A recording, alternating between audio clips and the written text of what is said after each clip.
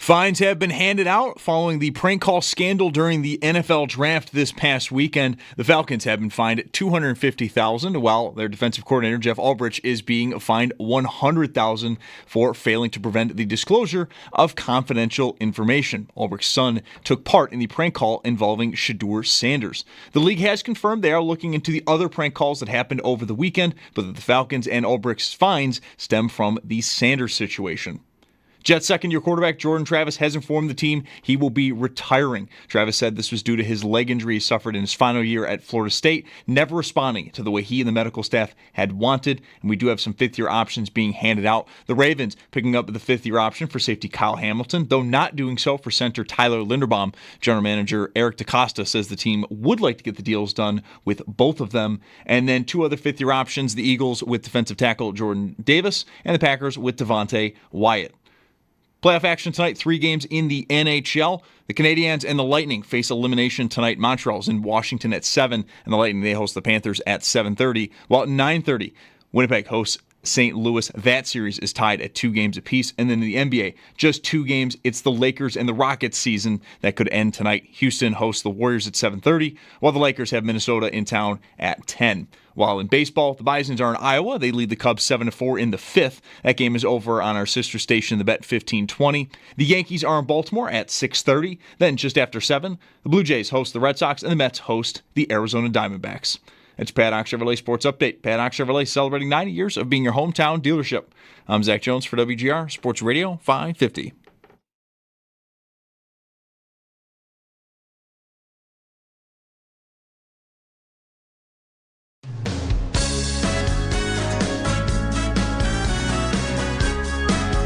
It's Mike Schopp and the Bulldog. Uh-oh. Guess what day it is? Guess what day it is? Huh? Anybody? Monday, Tuesday, hump day is halfway. It's Mike Schopp. Mike. What day is it, Mike? And the Bulldog. Hey, guess what day it is? Oh, come on. I know you can hear me. It's Mike Schopp and the Bulldog. Guess what today is? It's hump day. Woo-hoo! On WGR Hump day. Sports Radio 550. How many soccer games in a row have we turned on where they've scored a goal like immediately? While the Open is playing. When the game is just kicked off at 3 o'clock. It happened yesterday with PSG. And here with, as you call it, Inter. Inter, yes. That's what the cool kids call them. Inter. Yeah. What kind of name is that? I don't know, man. It's short for International. Internazionale. Okay. Milan. Milan is where they're based. Yes. Let's just go with that. Keep it simple. Yeah. It's been an interesting couple of days. Had a stretch just after 5 yesterday where we had back-to-back callers who were both like brilliant about the Bills Bean stuff. One from the standpoint of this is why he's right. This is why everybody should shut up.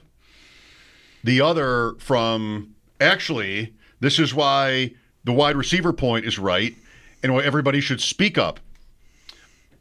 But they both did bring up Kevin Adams. Like, it's funny. Imagine, like, 2 politicians, like 2 of the most loudmouth, openly dishonest politicians. I know that covers a lot of people. But, like, one is like, oh, tariffs, immigration, economy, foreign relations, all these different things, and the next person comes up and like, oh, that's wrong, obviously wrong, lying, but we both agree Caddyshack 2 was terrible. We both can at least agree, there's a thing we common can both, ground. The common ground is at least make it about the Sabres, you guys. Right. 14 years.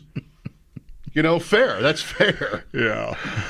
No matter how you feel about Brandon Beane and the Bills, at least, you know, we can all agree that the Sabres is just incredible. Their ineptitude.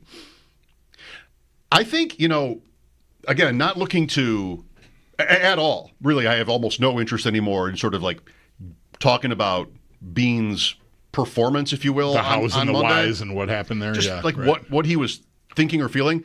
But I do think, like, from that section of yesterday's show and others, you know, later on we heard from a guy who's like, more and more of these people are showing up, at least in my space, which is, are we sure we're supposed to be?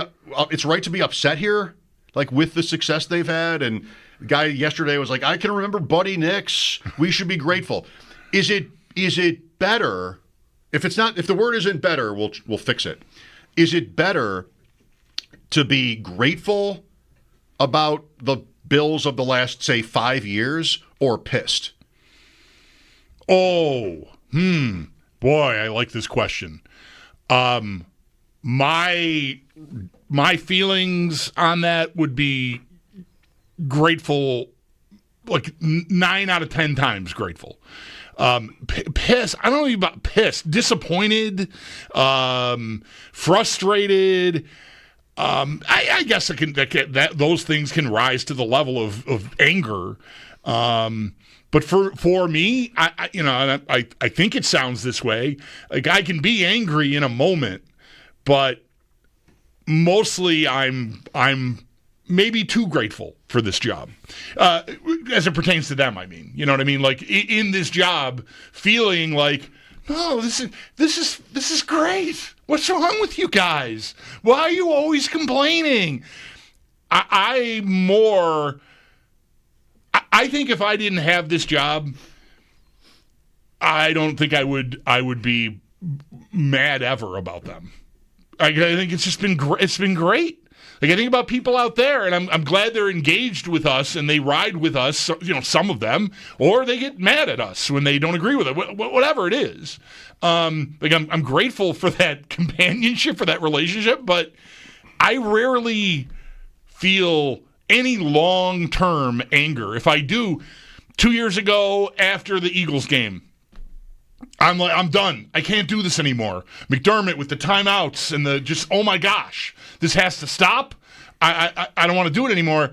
I think that was a 4:30 game, so by 9 o'clock that night we're done, and I felt horrible.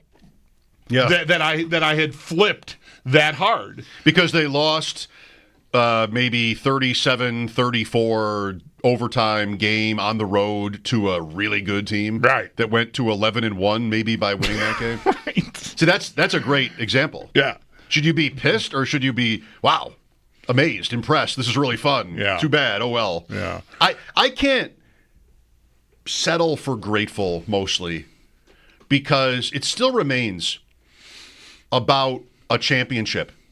And I don't apologize for that. That's how the players talk. I mean, that's how forever, that's who I've learned from, is listening to Bills players in the 90s. It's about the ring, you know? And yeah, I had a great time and we were great, so many great games and memories, but it's always about the ring. And there are times, I guess, when I feel like, take the Bills and the Sabres right now. The Bills, you know, you feel something. It's maddening, these Kansas City games and these close calls. It's maddening because you really know that they're good enough to do it, but they just didn't. Against the same team every time makes it almost more annoying. Whereas with the Sabres, the playoffs are going on right now. I feel nothing. I don't hate anybody. I don't care who wins. I don't care about it at all. Like, it's all so long ago. Players in the playoffs now, probably their dads were on teams I cared about, you know, and now just like whatever. And so that's not, but it is in certain ways. Like, you're not losing sleep over it this way. I think Jackson Blake on Carolina is Jason Blake's son. Okay, well, we could probably run a list. I mean, Kachuk. I think I'm not. I got to Google that, but I think there are a bunch of kids that age that have shown up. I recognized a lot of last names and dads from when Owen was climbing the ranks, like that age group. Like, my kid's 23 now. That's an age where guys show up in the NHL, and there were like all Doan and Draper and like all these guys that you knew from, you know, the 90s or early 2000s, and here are their kids all playing. Anyway, Tyler Myers, although I don't think his team is in the playoffs, he's actually Tyler Myers' son. That's how long it's been. Yeah. No, it's just like the Bills thing versus the Sabres thing, they are pretty much polar opposites. And I don't know, is one better? You know, people will ask once in a while, we've had these calls or just in bar conversations Would you rather lose by 1 point in the Super Bowl like the Bills have done, or just win 3 games? There was a day here, you're tripping some wires for me, where, I know it was in my attic. I don't remember the year. Sometime after 13 seconds. And you were away, and I was working, and maybe Zach had just started on the show with us here, who's still with us now. And I remember, because I had heard from a friend of mine that was really hot about McDermott, and I kind of couldn't believe it. That it was like that it's time already. I'm talking about 4 years ago now, right? And so, one of these days where you're by yourself and like, you think, what do I want to do? And you let something like that go, right? Just sort of, you play with it. Yeah, I looked at what felt worse, the playoff drought for the Bills. Leave the Sabres over there for now. But there's definitely similarities now. How I feel about the Sabres right now is very much how I felt like the Bills in the drought. Like, what hurts more? The drought or losing? Like, what's a worse existence? Losing these close playoff games or not even being in it? And it really is such an exercise in how different we can be. Even fans who we want the same thing. But our emotions, I couldn't believe how many people said the drought was better than losing a game like 13 seconds. Like, I could not believe it is so the way I'm wired that I have a hard time really grasping that. And I remember one person in particular said, it was horrible. I didn't even, this is way worse. I didn't even care about them back then when they were in the drought. I'm like, and that's not worse than feeling the pain of losing a game where you could have gone to the, I just can't grasp that. I think that's me. That just is incredible to me. Because what I, with the Sabres, I don't want to make it about working here, but it has had an effect on me in terms of my performance here. Anyway, regardless of all that, they're not, important to me right now. Because it's just been too long since they've been competitive. So, all right, whatever. Right. I catch myself making mistakes about who's on the team and different things. And I think the next question is, well, how much of a void in your life, if that's the word, does that create? And for me, it's none. I'm sure there are other things I'm interested in instead now that I don't this is really up to the individual. I don't very often even really think about it. I don't think about oh, wow. In here I will. You'll say oh, the weather's changing. Wouldn't it be great? The playoffs. Right. Just different things about. But it's it's way over there for me. Yeah. And, whether it's my kids or fantasy football or my dog, just something else is in the space. And I don't sit around moping about the Sabres drought. And I think the Bills would have been the same thing. And this lifelong quest for them to win a title, now they're close, and there are, micro level things that you can maybe think need to be different for it to happen, and that's way more intense, which I think for me that's good. That makes it better. The fact that it's more intense, and so I end up feeling more frustrated than grateful, which is not where you want to end up in life, but. That's how I am about all this. Yeah. Well, what's interesting, I also don't want to make it about our relationship with the teams, but something that is very different about the two organizations, the two sports, the two leagues, and how much focus there is on them. To me, it is the Sabres are much easier for me to do what you're doing. Emotionally, anyways. I still, in some sort of, maybe even some perfunctory manner, go through. I'm there. I'm going to watch the games. I love the sport, and they're on, and so I'm going to watch it. But I'm detached in a way that even the show allows us to be more. Whereas the Bills, the NFL, football itself, is so big that even while the Bills are mired in a 17-season drought, we're talking every day in the offseason about what they're going to do and how they're going to get out of it. And the Sabres, in the midst of this, I'm not saying they don't have their days, but it's a lot easier for me to just sort of leave them over there.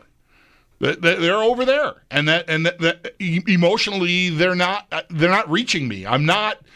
I watch games every night. I'm watching the playoffs. I'm still dialed in on that. Buccaneers last night on the Leafs-Senators game at some point made reference to the interminable suffering of the Leafs fans because they're about to drop to 1-13 or they were 1-12 in these elimination opportunities to advance games. And I'm like, dude, you don't know from interminable suffering.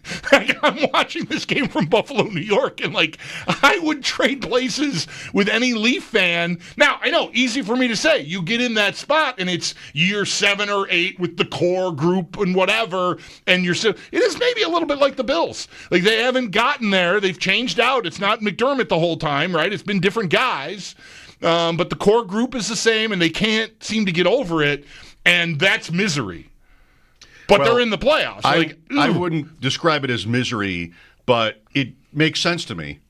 There's a word for it. Whatever the word is, there's one for it. Yeah. For what the Leafs or the Bills, what the suffering, no. What the existence is you are a loser in the eyes of, the world, kind of.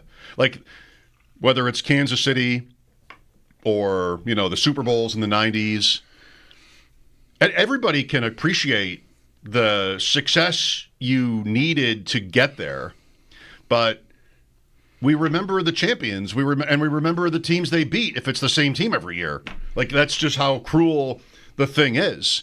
So it's that reality, the Bills reality, which is, you're going to range from, if you're not a fan, you're going to range from thinking, oh, you're going to be sympathetic to feeling like you want to mock them because they've just lost that game every time.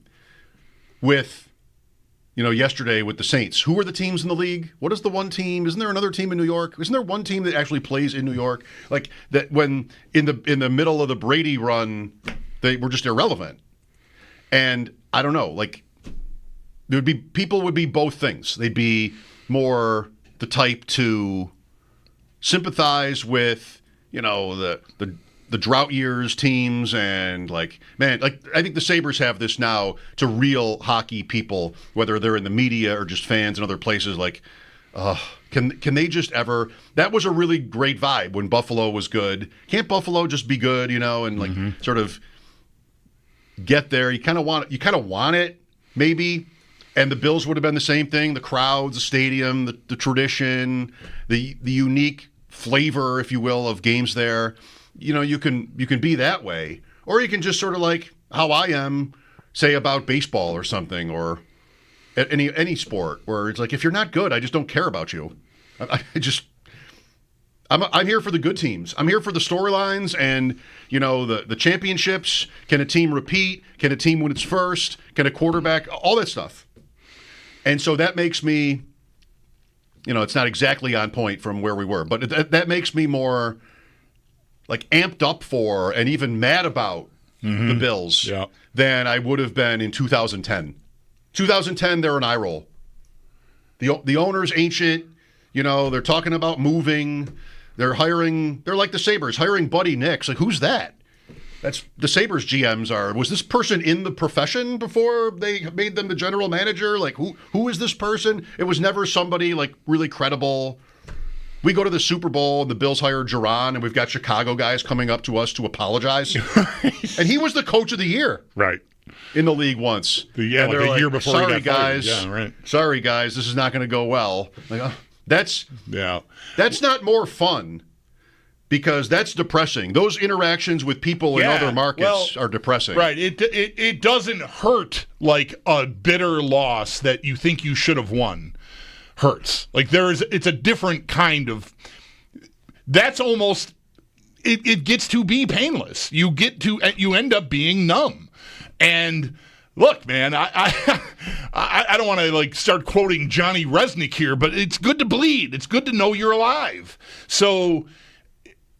When the Bills aren't any good, or I am right now with the Sabres, you can't hurt me, and that sucks. Because it's sports. Like at the end, however brokenhearted I might be, I'm not 7 years old or even 25 with my head in my hands after Super Bowl 25, sitting in front of my TV, like just inconsolable. I'm older. I think I've got my priorities reasonably in line with who I want to be and how I want to live my life and how I've lived it to this point.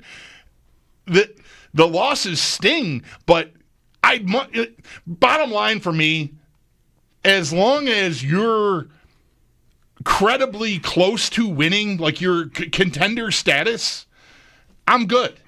I'm good. Yes, I'm gonna uncover this and talk about this, and I think you should try this, and of course, try to get it all the way there. But generally, grateful is what I am for the Bills right now. I mean. Man, when they took off, I don't know how many people feel this way, but like for me professionally, if Josh Allen would have missed, I don't know, man. Like this has almost never been more fun than it's been since he took off and they took off with him. If that hadn't happened and we were still wandering around looking for a guy. Man, I don't know. It'd be hard. I'm trying to say it would be hard for me to keep coming and sitting in this chair with you. I needed it. It was emotionally just taking everything out of me that I didn't care about them. It felt too much of a put on to me to come in here and talk about them passionately because they were bad for so long. It just was like, what am I even doing here? I feel like a wind-up toy. Right now, like take the Steelers or the Browns, proud franchises, proud fan bases. And you look around the AFC, and we're arguing about Mason Rudolph or Will Howard or Aaron Rodgers, late stage Aaron Rodgers, or Kenny Pickett or Joe Flacco or Shadur Sanders. Wouldn't you kind of want to just be like, can we just not? Like, what's the point? What's our ceiling? What are we hoping for? A wild card? I mean, in that case, the Browns and the Steelers would be different conversations, but still, like, it seems maybe unattainable. It felt that way, I think, mostly for the Bills in those years because of Brady, but also because of themselves. Yes. Just like, this is not a serious organization. And the Sabres are not a serious organization. They're just not. Nobody goes this long without making a big change. It's ridiculous. So then what? You want to talk about who they should draft or sign or trade for, or what? Who cares? Like, it's just not. Mm-hmm. I don't want to say who cares because people do care, but it doesn't get me anywhere. And in the Bills' case, I think that was really more just for work. Like, all right, let's just pick somebody. Let's just talk about it. But it's not going to matter, and it didn't until really Brady was out of the way, and then that timed nicely, that fit nicely. Allen's arrival and rocket-like ascent to the top of the league, and then Brady's departure lined up. Well, that's one angle that this Brandon Beane stuff has brought on, is because yesterday there was more pushback against it than there was on Monday. Monday on this show was more like, what's up with this guy? What does he have the right to say all that? Like, where does he get that? Why would he feel this way? That kind of stuff. Yesterday we heard from more people who were like, what's our problem? What are we bad at? They need a defense. They drafted it. They're good. It makes sense. What's the point? 803-0550. Is it better to be grateful or pissed or something else? Can you be both? I feel like both are reasonable. So maybe we're all both, just to different degrees. Let's find out. Chris Trapaso coming on today, Wednesday, 4 o'clock, to talk about the draft and sort of put a bow on our conversations with him, how the Bills did, how the draft went overall. Lines are open for you, 803-0550. Thanks for listening. Mike Schopp and the Bulldog, WGR.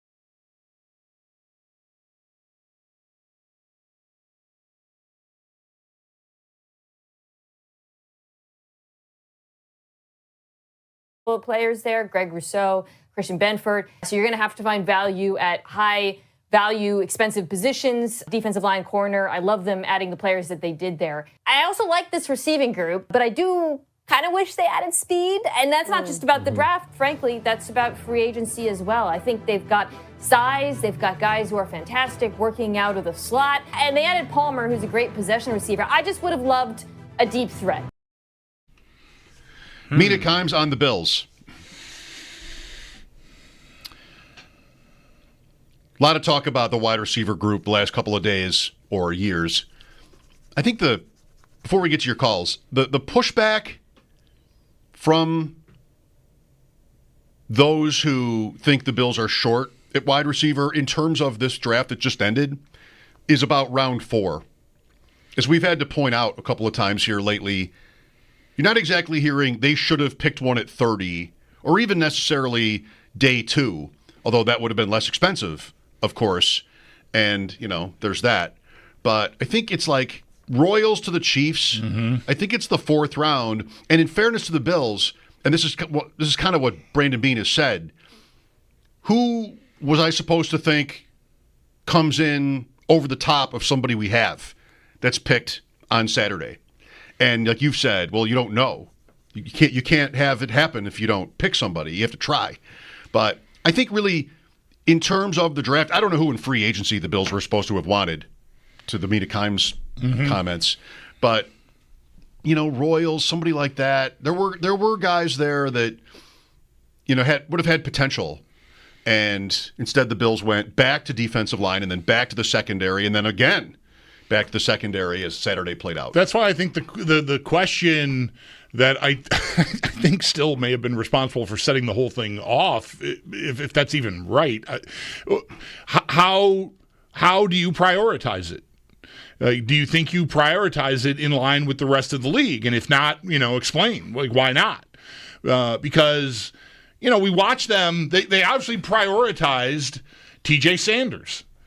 I mean, they moved way up in round 2 to make that happen. That was a priority, a position of need. And look, I'm not arguing that even outweighs whatever priority they would have had on receiver. But when you don't make a move to get a guy, you don't prioritize him, then you're not going to move up ahead of a team that's going to pick the guy that you think might have best fit you because you're not prioritizing it. It's not something you're waiting for it to just come to you. And, that's fine. I'm all for letting the draft come to you. But when you have a reputation for moving way up to make moves to get a guy like they did this year in the 2nd round, then you're I don't know, to an extent, you're telling on yourself. You're telling me you prioritize that. And again, I don't have a 2nd round guy in mind for this point that they should have done that instead of TJ Sanders. But a similar move to get a guy on Saturday, I think was fair to want. And if they had prioritized it more, maybe it would have happened. But it didn't. So I don't know. Maybe there were no prospects left at all that they liked enough to want to do that. That seems hard to imagine with how many guys that were available. But still, I think the prioritizing it is a big question that I think is fair to ask now. Here's Patrick with us. Hi, Patrick. Hey guys, I remember when we broke the drought on New Year's Eve. I went to a party that night, and one of my friends who's an avid Bills fan, he was a little bit less pumped up than the rest of us, and I remember pressing on him on it a little bit. And he sort of said something like, yeah, this is really cool, but, I want to win a Super Bowl. And I remember at the time kind of saying, are you crazy? You can't say that. We don't do that, And so fast forward 8 years and, kind of looking back on that and thinking of that sort of learned, lack of ambition as a Bills fan. That just seemed like such a preposterous thing to say. And when you talk to sort of Beane and McDermott apologists now, the subtext and sometimes, directly it just comes out as well, do you want things to go back to the way they were? And so I think when someone's argument sort of boils down to that over the merits of somebody's job that they're doing is it could be worse. It's yeah, I totally appreciate how much better things are now. They absolutely are. And this sort of suffering, as you guys spoke about, is definitely less painful than the suffering we endured during the drought. But with that said, like you've got, Allen is going to end up being a first ballot Hall of Fame quarterback. And it's like, so, like when Bean called into Jeremy and he pulled that flex, which was funny, by the way, because it really wasn't analogous to anything Jeremy was saying. It was like kind of a non sequitur. But he pulls this flex out about Allen, and it's like, yes, great intuition. Thank you for being right about that. And like, go win a Super Bowl. So life is full of these contradictions. Like, I'm totally grateful for this iteration for the Bills, and I'm not satisfied. And I think that's okay. So, and the last thing I'll just say really quickly is I feel like part of this Beam thing is, well, first of all, thank you for breaking up this dead period of the NFL season with this call. But also I want to blame a little bit the Sabres because, part of this receiver discussion is like, we can't talk about the Sabres all year because they stink. So we're having the 15th conversation about our receiver room, and so I want to blame the Sabres a little bit. Thanks. Yes. Thank you. Entirely fair. I think to do that. Can we just blame it all on the Sabres? I think that's right. We strive to be talking about what you want to be talking about or hearing about, and my sense a lot of the time this year has been that is not the Sabres. It is not a scientific conclusion that I've drawn, but just sitting here for all these years, it often feels that way to me. So I hear you. Good job, because I am overall grateful, but yeah, I'm not satisfied. I want to see that championship too. Selfishly, I want it to happen while I'm still doing this. I want it to happen while my parents are still alive, and they're in their 90s. Like, the clock is always ticking to me. So like I very good job sort of capturing how I feel by the caller, I would say. It's almost like life itself. I mean, if you've been going to all these games, you're a season ticket holder all these years, and like the last 5 years, you know what the Bills' record at home is in the last 5 years? 35-7. 35-7. You've gone out there 42 times. Some of those games are like your big favorite. Some of those games are this is really good. 35-7. And just like they tell you when you have kids about savoring every moment, because then soon they'll be gone before you realize it. If you're somebody who you can only do so much, but if you can really be in the present and not fixate on how it ends, which is not me, because I do that about everything. I'm always fixated on how it ends and don't always appreciate the moment I'm in. If you're somebody that's different than me that can do that, 35-7. What would you have taken? That's pretty incredible. 5 years ago for their home record, a little bit over 500, win more than you lose, I guess. So I can feel like, I'm getting what I want out of this, and can't win them all. 35-7. All those drives home, all those games, and then those drives home, and then the next day at work are just like, this is the best. You're happy in those days.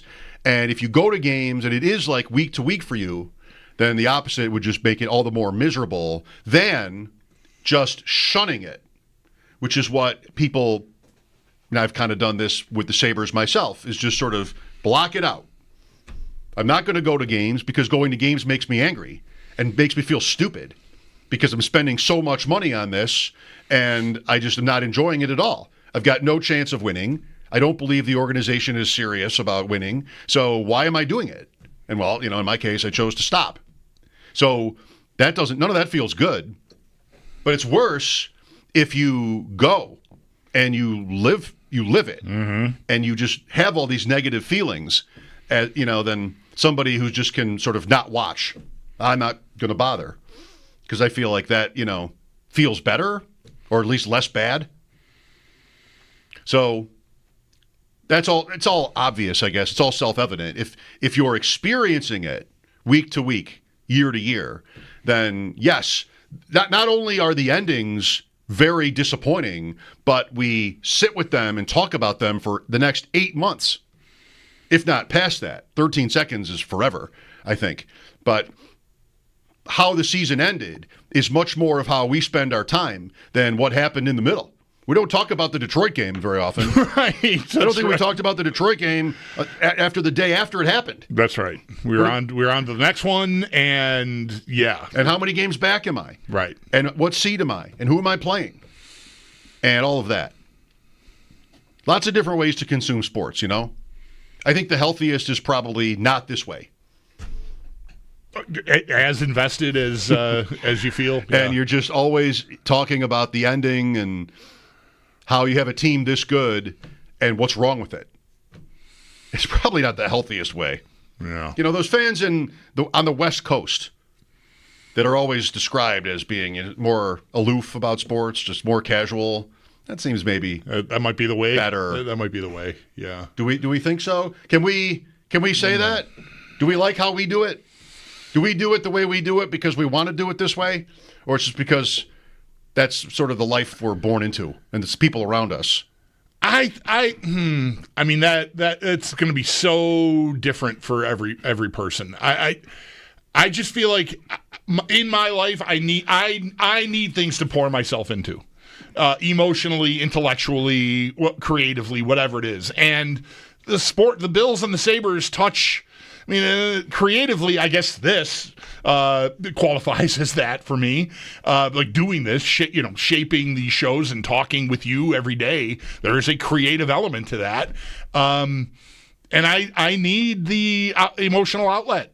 So yeah, I don't know. I don't think I'd want to be. I'm about as casual as I think I want to be about it, because I do not watching games versus how I end up reacting to them are two very different exercises. I am not, unless it's the very end, I mean, and by the very end, I mean the end of the season is looming, right? So elimination game time, right? Tyler Bass field goal, 13 seconds, like these bitter endings for us. I might be up in pacing for that. But the game is going on. I'm mostly just sitting, taking it in. I'm not... I don't need to act out on social media about things that are happening. If anything pisses me off during a game, like while in the second quarter of a game, it's usually a commercial or a promotion or something that is ancillary to the actual, competition. And I don't think I'd want to function at any more casual a level than that. I think for Good. myself. You should do it the way you want to be doing it. Chris Trapaso coming up in 20 minutes. Mike Schopp and the Bulldog, WGR.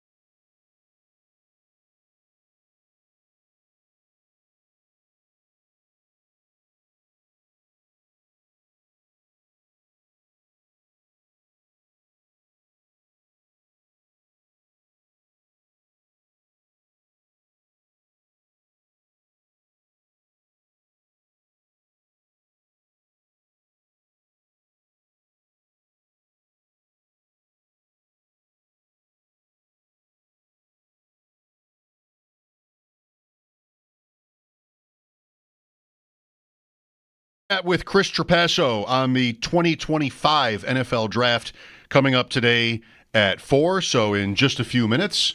Cooler but sunny today, perfectly fine. I went with the shorts. You can't get me back. Once we get to like the last couple of days into the 70s, I'm wearing shorts. I'm not going back. Like, it's the Ross Tucker principle. Jackets, right? Yeah. Gloves, things like that. Yeah. How long are you actually going to be outside? From your, if you're lucky, you leave your house, you have a car, you get in your car, you get to work, you get out of your car, you get in the. Is that even a minute outside? No. Well, who needs pants, right? If it's that way, who really needs pants? I say it. Depends on your footwear. I got some new shoes, and I don't feel very confident in how they're going to look with shorts. So I'm breaking them in. They need break in, and so I need to wear pants. No socks today with these. So sneakers. I had to. So I'm jeansing it here for a bit till I get these shoes broken in. All right, there you go, everybody. Eddie is next. Hello. Hello. You guys are all over the place. I'm going to try my best. But until it's cool enough for flip-flops, then shoes and shorts become, I don't know. So it's an interesting look. But, in regards to what you guys were talking about earlier, I love that topic of how to view sports. Because as a young man, I'll tell you, it was just so powerful that it was almost like, wait a minute, what are you doing here? And as you get older, as, Bulldog was saying, I'm definitely in the camp of more grateful, but I don't mind getting upset when they make decisions that I think could put us over the top when you're this close. And that's why I brought up the Maple Leafs. And, of course, Bulldog steals my thunder because I got my tickets for both hip shows this weekend at the Cavs. And I love hockey. So hockey, I think, and that's part of the issue, I think, too, in sports is I like hockey so much that I'll just watch hockey, whereas I'll find a team I enjoy the way they play, I'll become a fan, and then I'll enjoy it. But I always want the Sabres to be there. But without liking hockey as a base, I don't think I would be as involved in it. But in regards to who would you rather be, I definitely would rather have been the Maple Leafs over the past 8 years. I mean, I think they've had more talent than the Bills have had and more opportunities. And I think they might have even lost more times in more painful fashion than the Bills. I think they were up 3 in a game 7. Yeah, in Boston, for sure that happened. Boston, yeah. Right? Like I think we forget that what I love about sports is the fact that you have no idea, man. I mean, no matter how many years I've watched, new things will happen. And yes, have we been on the painful side? But like life, if we only think about the finality of it, then we lose the journey. And I know that's philosophical, but I don't know. When we talk about football, we used to get mad at people talking about war in the trenches. And we're like, it ain't war, dude. Come on. And when something horrible happens in sports, it's so hard to let it rise above what real life can do to people. And the joy it's brought to the community alone, let alone, I know the goal is to win the championship, and I want one desperately. But I'll take the joy that we have right now, and yeah, I want one, but I do fall on the more grateful side. But in regards to one comment about, I didn't get to comment anything about Bean, but I just found it to be kind of, I'm mostly the fan side, so I'm usually all about, like, whatever they say, but I found that to be rather, I was put off by it. Like, I just felt it was uninformed. Like, I didn't feel it was on point at all, and that, to me, was a little more disturbing than whatever the real point about, what the debate was. Thank Gotcha. you. Okay. All right, Eddie, thank you. Yeah, I mean, it's a tough line. Because I don't want to represent that I'm fine never winning a championship. I want it too. But I think this probably comes with aging too. Because I know, there's different life things that come along that change your perspective. But generally speaking, I'm less hateful of the fans of the teams that win than I used to be. And I think, that is something that I think when I was 25 or 30 years old or just starting out in this with you 25 years ago or 20 years ago, I don't think I really had a grasp of that. But now it's more like I sure hope I get my turn, and I just don't feel the energy to waste being mad or making fun of a Leaf fan that's crying in their blankie, in Maple Leaf Square or whatever. Like I don't know, that doesn't do anything for me anymore. I'm more sort of like I'd like to see you get one. Like not necessarily ahead of me, but you're closer. Go do it.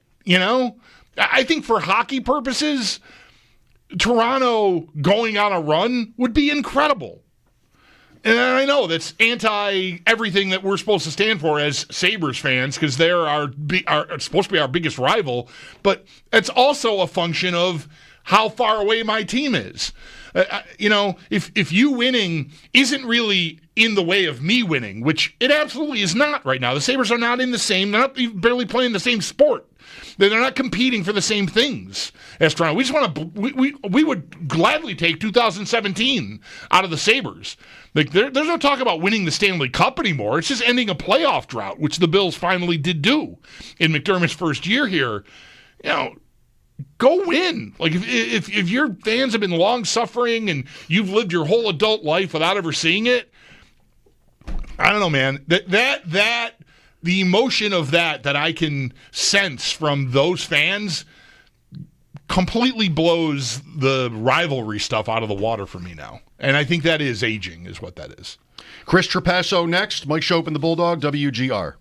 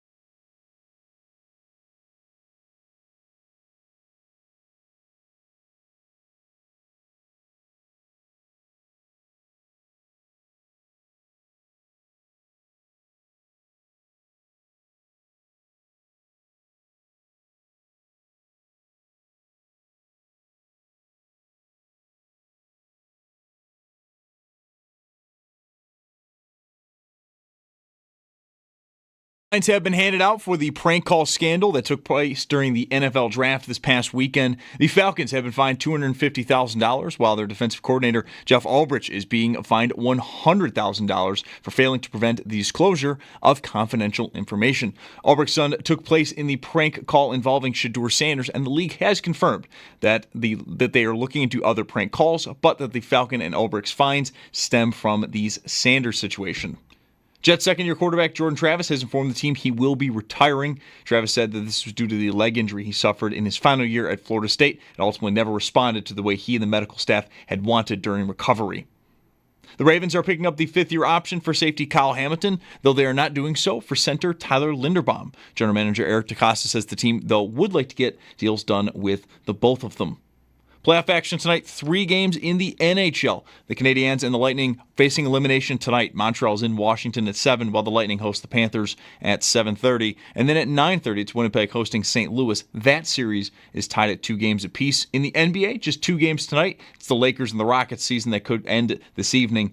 Houston hosts the Warriors at 7:30, while the Lakers have Minnesota in town at 10. And then in baseball, the Bisons are in Iowa. They lead the Cubs 9-7 in the 8th. That game is over on our sister station, the Bet 1520. The Yankees are in Baltimore at 6:30. Then just after 7, the Blue Jays host the Boston Red Sox, and the Mets, they host the Arizona Diamondbacks. That's your Paddock Chevrolet Sports Update. Paddock Chevrolet celebrating 90 years of being your hometown dealership. I'm Zach Jones for WGR Sports Radio 550.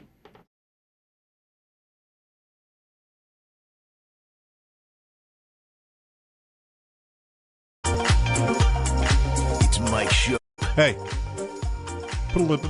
I never get this line out the first time. It's not even good. Hey, put a little bit more in there, cowboy. And the Bulldog. What's your degree in? Kicking ass and taking names. On WGR Sports Radio 550. The draft is over.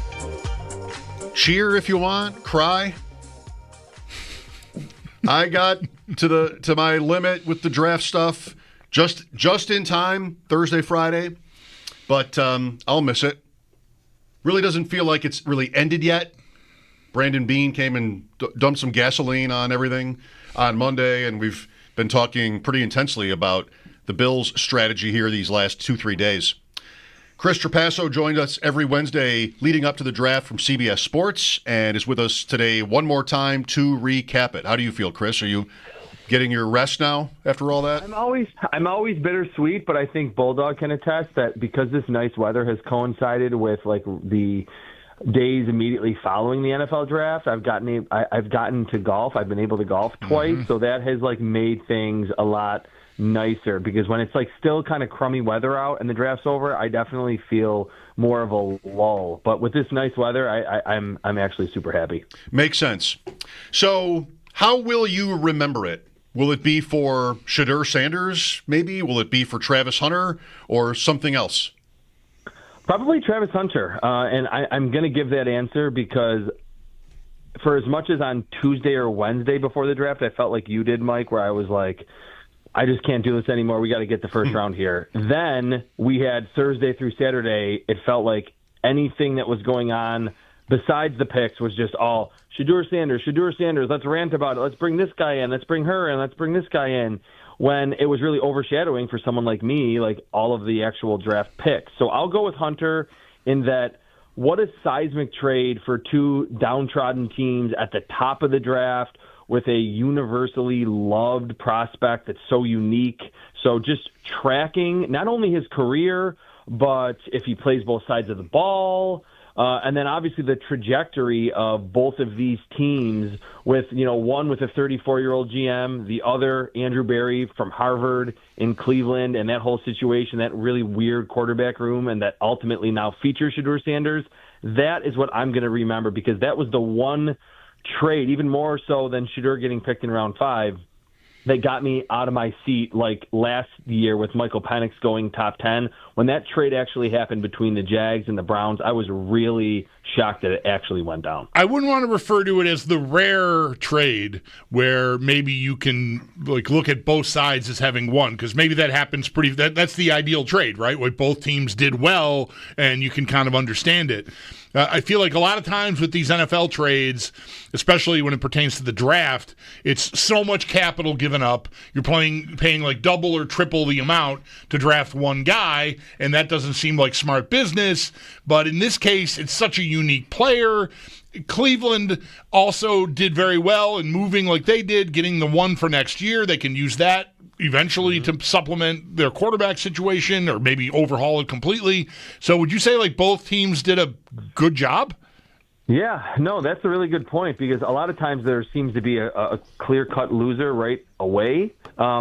If I were to say anything to kind of pick sides, the Jaguars technically by the draft pick trade charts did overpay, so to speak, but it was for such a premier talent. It's not really surprising that they did that. But yes, I agree with you. I think it would have been a very likely scenario that Travis Hunter's cheap early part of his career would have been kind of wasted in Cleveland with that quarterback situation. And like you mentioned, they need ammunition for next year's draft, presumably to pick a quarterback. So the Jaguars needed corner help. They needed someone to be a second fiddle to Brian Thomas. Maybe he can be as good as Brian Thomas for Trevor Lawrence. So, yeah, it on paper, beyond the fact that the Jaguars technically overpaid, it does seem to be right now like a win-win for both sides. Just quickly also on that, how do you remember or will you remember last Wednesday, or Thursday, I guess, the day of the draft, when there was some, a hint of speculation that might happen? Not a lot of it, until we got almost to 7 o'clock. There was more that Jacksonville would move down. Chicago became the betting favorite for Ashton Genty, which probably had to happen at 5. I think if that happens, then Genty is on the Bears right now. The Raiders draft an offensive lineman, and maybe everything's different from this first round. How about you? Yeah, so, I mean, it was fun following that. It's like always in the last 24 hours leading up to round 1, a lot of those rumors tend to be more true than they are even 2 or 3 days before. But I didn't think it was going to happen. I thought we would see, it almost happened. They wanted to do it, but they couldn't come to terms. And then there was some even thought that it was going to maybe be to trade up to 2 for Ashton Genty, which I would have been totally out on that for the Jaguars in terms of trading up for a running back at number 2 overall. And so, yeah, it shows how one seismic move like that maybe people within the league knew and maybe they didn't, can have such a big ripple effect on the entire draft and certainly, how these teams picking inside the very premier top 10 can, totally change how those picks are ultimately made. Ultimately, what do you think did Shadur Sanders in? We'll get to the Bill stuff here, but we started on this trade, so we're on sort of on Cleveland, adjacent to Cleveland anyway. What is your biggest takeaway from what happened with Shadur Sanders this week? I think 3 things. One, and I don't know what order these are in, but I think one, he wasn't a great prospect, and I even feel kind of silly that I had a late, like one of my last grades in round 1 on him because it seems like, and I didn't seem like it pre-draft when I talked to people, but now afterward, people are kind of changing. I had a second and third rounder on him. Everyone had at least a late first to early second on him. So when you're that type of prospect, and then you showed at Colorado that you'll throw your teammates under the bus, your interviews didn't go well, that probably dropped him a round or 2. And I think the one thing that's not being talked about enough, for as much as his dad, Dion, has been a great father to him, has coached him, there's no problems with that. I think teams also didn't want, if we bench him after he plays a bad game, but the field goal kicker missed at the end, then we're going to get a tweet from Dion, or he's going to go on the Pat McAfee show and say, hey, what are they doing there in Cleveland or in Pittsburgh or in New Orleans? Mm-hmm. So I think those 3 elements ultimately led to his fall. And really now in hindsight, it's not crazy because I don't think teams are willing to make those concessions for someone that just frankly is not a Caleb Williams or a Joe Burrow or a big time quarterback prospect. Makes sense. All right, Chris, so to the Bills, you may know that this has been a little bit of a powder keg here since Monday morning when Brandon Beane called us on our morning show and ripped the idea of wide receiver being a need for the Bills. What they do, they draft 6 defensive players, 3 offense, including a wide receiver at pick 240. I'd never heard of him. I don't think that this would all qualify as surprising, but it's risen to the level of being controversial, I would say, here since Monday. Yeah, I think to me, as like kind of an outsider, but someone that comes on the show and knows Jeremy, knows Brandon Beane, the only reason, 2 reasons that are completely unrelated that I think that this has gotten so big. Firstly, Jeremy would have had all of the right to ask about wide receiver, and if Bean responded to the question like that, I think people would have been like, okay, wow, okay, he's revved up about this. The fact that he came in before there was even a question asked, I think kind of started it off so awkwardly and in kind of a weird situation. That is why I think partly it's gotten a lot of buzz, and maybe rightfully so. And secondly, I think if the Bills would have picked either Brian Thomas, traded up for Brian Thomas, or picked Ladd McConkey last year, Jeremy may have not have been blowing the wide receiver train horn this entire offseason. Right. So I think it does go back, and maybe that's just the draft purist in me saying that if you pick the right guys, then no one's going to say, hey, you need another edge rusher if you don't pick Carlos Basham or whatever the case is. So I think, but also to that point, I think Brandon Beane has a point that, bringing in Josh Palmer, if you look at the receiver group, it is on paper better than it was going into the draft last year. And then even if you didn't like Keon Coleman, like I wasn't a huge fan of him early in round 2, it's certainly better than that group last year. So it was, to me, something. I didn't tweet about it. I didn't make a big thing about it because I could see both sides of the argument or the conversation. It just felt like because Bean brought it up first, that's what kind of made it awkward. So how do you like the fit of, I don't think we'll have time to go through everyone here, but the top 4 guys, I think, are all pretty interesting, and I kind of like all 4 selections, but I'm curious to hear what you think, and I guess we should just start at the top here with Max Hairston, a player that we did talk some about in these weeks leading up to Thursday night. Yeah, I can go quickly here. I think with Hairston, he fits exactly what I wanted from a zoomed-out perspective, that the Bills needed to raise the ceiling at the cornerback room. I said that repeatedly on this show, on other podcasts that I was on. I wrote about it, that they had all these lower ceiling but high floor players at cornerback 2, and even at quarterback 1 at times. They needed someone with explosiveness, with ball skills, that can return picks for touchdowns. Hairston did that 3 times at Kentucky, so I think they got exactly what they needed with 4.28 and his type of athleticism at that position. Is he a player in your mind that can give them more versatility in what they want to do, just generally speaking, zone versus man? Yes, and the difference between Hairston and Kyer Elam, I had a friend text me during the draft. Kyer Elam was quote-unquote good in man coverage at Florida because he was so big and so physical and long at the line, he would just smother SEC receivers.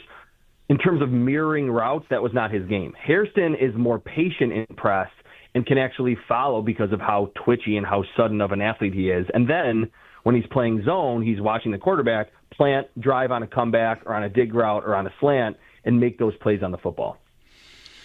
Sanders in round 2, it's a trade up for an interior defensive lineman. Not my favorite idea, but maybe the player's worth it.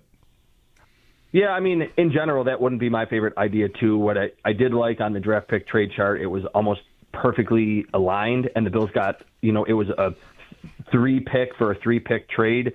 I had him as my defensive tackle number 3 in this class, and we didn't really talk about him a lot because it was kind of hard to peg where Sanders was going to be picked.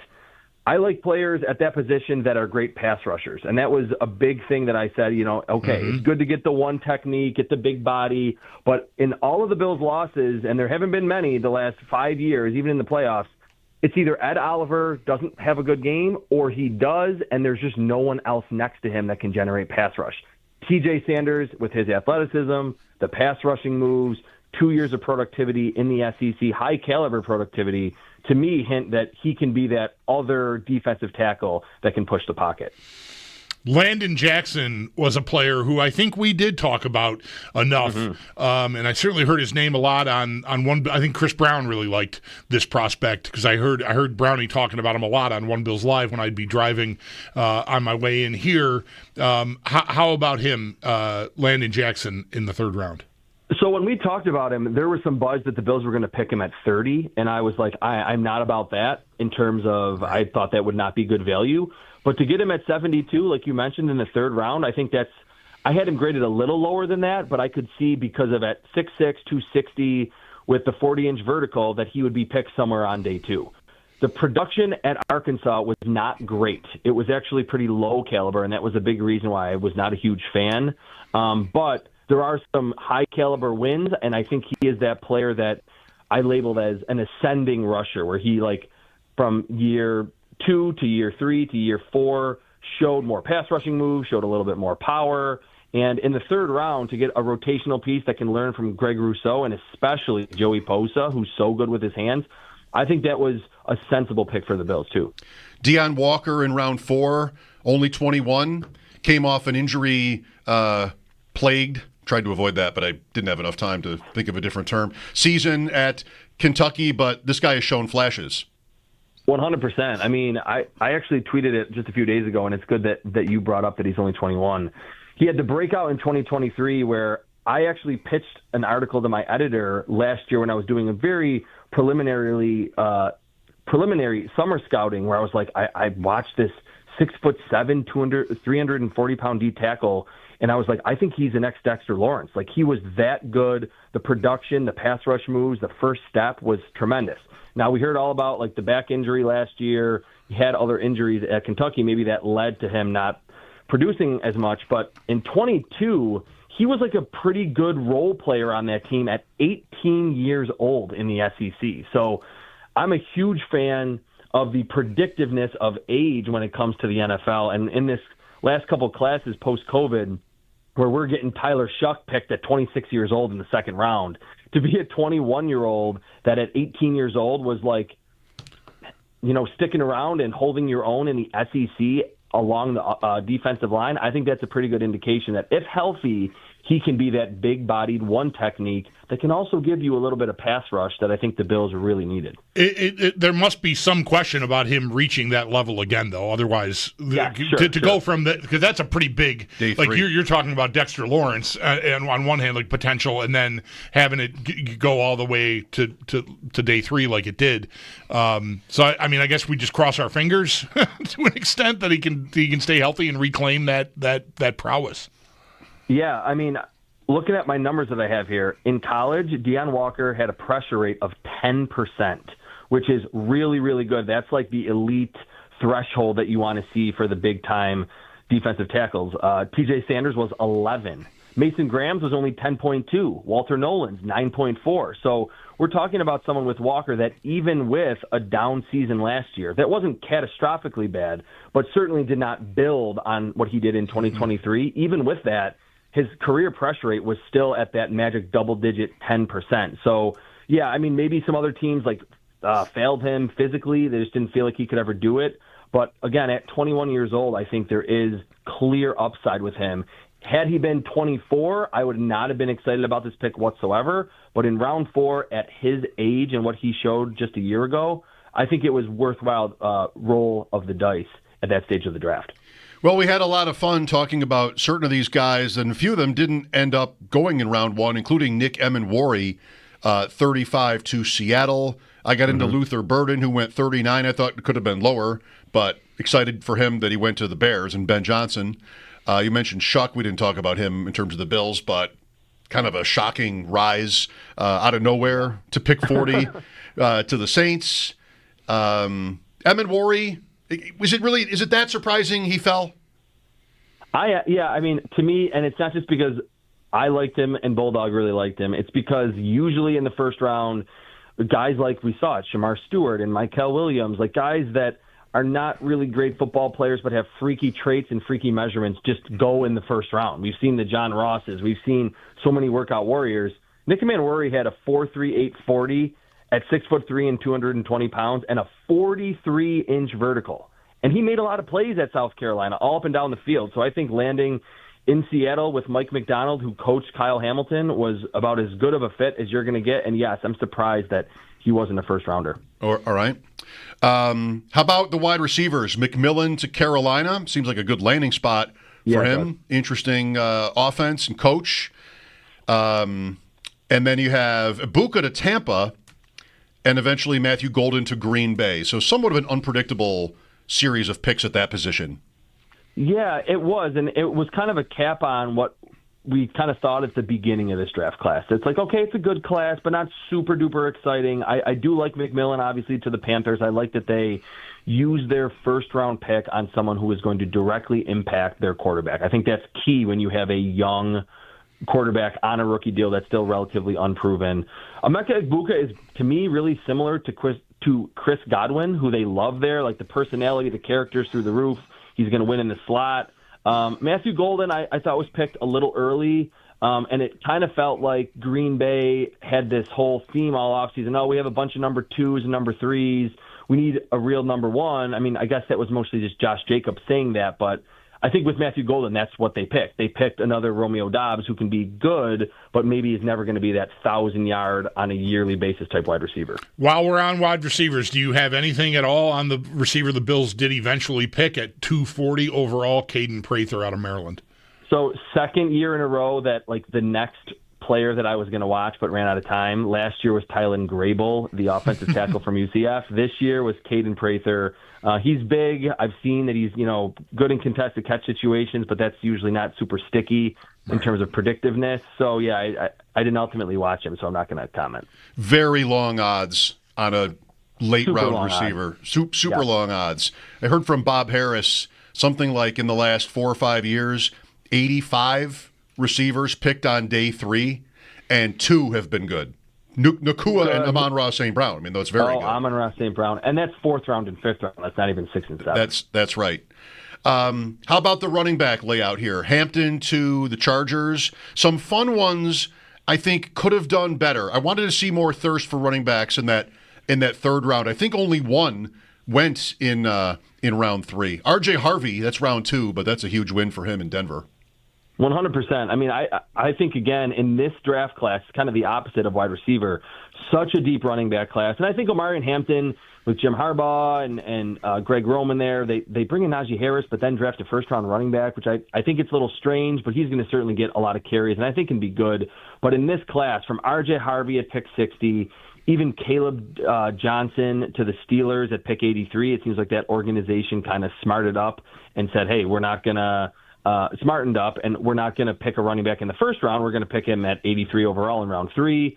Vishal Tootin, that I talked about a lot, I think for Jacksonville, that duo of him and Tank Bigsby and kind of overlooking and overshadowing Travis Etienne is going to be a lot of fun. Even Cam Scadaboo right after that with him and Tyrone Tracy, another Thunder and Lightning duo. Just felt like, again, someone that literally owns a shirt that says do not draft running backs in the 1st round. I saw so many 3rd, 4th, 5th rounders that I think we're going to look back at Jarquez Hunter to the Rams in round 4, and we're going to say that's the sweet spot. Late day 2, early day 3, when you can still get a highly efficient player at that position. When is too soon to call you about next year's draft? I mean, you got to give me probably until August, but because I do a lot of just normal NFL analysis like during the season, I'm not one of those technically full year-round guys that's going to just have a top 150 out next week. Maybe more Bills related as opposed to the top safeties in next year's class. It does sound already like next year is a good quarterback year. Yes, definitely. There's more marquee names that are already established. And I think that's a big key to driving like the narrative that we didn't really have that this past year, and just bigger time talents. Like I think even Drew Aller at Penn State would have been one of the more polarizing prospects in this class had he entered. But he's 6'4", 230 with a huge arm. You obviously have Arch Manning. So just those two right there, I think physically would have been at the top or ahead of even Cam Ward at number 1. Chris, one last time, thanks for all the time and insight you've given us. This is really fun, guys. Thanks for having me every year. You're welcome. Chris Trapaso, CBS Sports. And we say our goodbyes to Chris for at least for a few months. I did get to visit with him year before last. He set up a Bills media golf outing at a club he belongs to out in Medina, and I took a day off to go do that. And then last year I skipped it, so I don't know. I'll have to keep an eye out for that invite because it was a nice opportunity, and I don't know. Maybe I'll try to do that again this year. Fans still talking about the draft and what happened after. 803-0550 is our number for you to be next. Mike Schopp and the Bulldog here. This is WGR.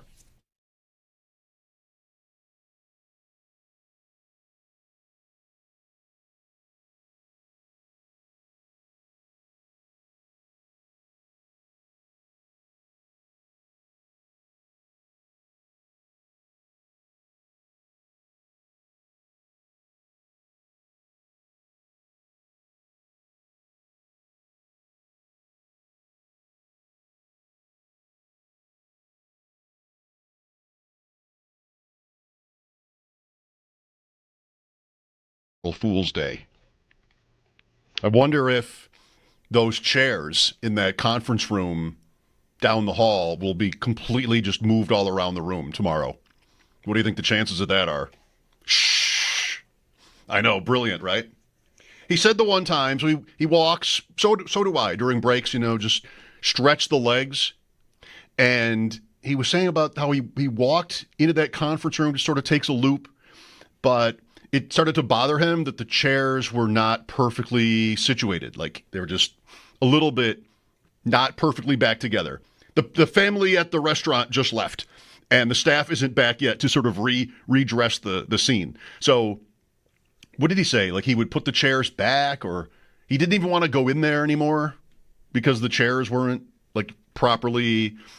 So I haven't told anybody this yet, but for like the last 2 months, once or twice a week, I'll just go down there and move all the chairs around. I've been a little bit wondering if welcome back. You good? I'm shook. Shook is what I am. Do you want me to tell the whole? You've opened the door, buddy. Here it comes. So I walk around during the breaks, and we don't have the biggest office, the biggest floor, but and I could go out. I have a way to get in and out, but I do laps around our offices during the breaks. And a part of that is there's a large conference room with, 15, 16 chairs around it, big table. We have meetings in there sometimes. And that's like the end of my loop. I loop through that room or walk around the table and then come back here. And I got in the habit when I was doing this in the winter of tucking the chairs into the table, in part because I'm a lunatic and I like to have everything look symmetrical, and so I want the chairs to look. But it's also to protect myself.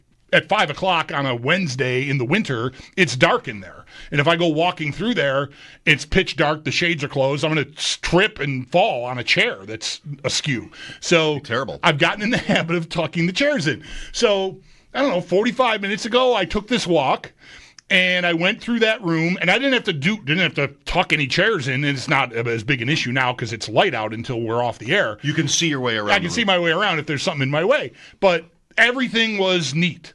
Like all the chairs were tucked in. It was fine. I didn't have to move anything, and I just walked through and came back. And then just now at 4:58 or whenever we went to break, I got up and walked around, did the same loop, and there were like 10 chairs as askew in there as I've ever seen. Like somebody was sitting and just pushed the chair as far and as hard as they could away from the table and left the room. 10 different people did this in that room, and there are 8 people here right now? I'm not sure there are that many. I mean, you got us there are 4 three. of us. There's Puckett's out there. There's Brayton out there. A couple of other dudes.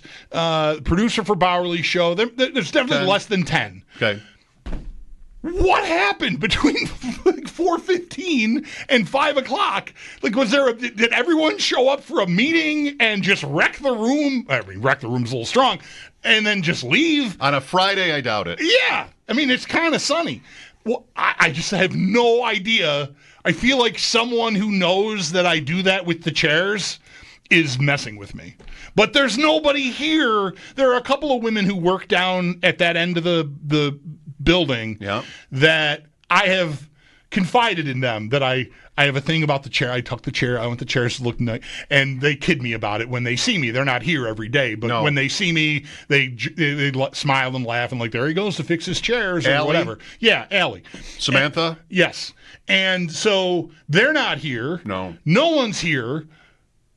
Like, I could see Allie wanting to mess with me that way. Really? Yeah. She doesn't seem that type to me. She makes fun of me in a fun, good-natured way about this, that I take this walk and that I have this chair thing. Well, you may know her better than I do, but sometimes people have that and you don't know it.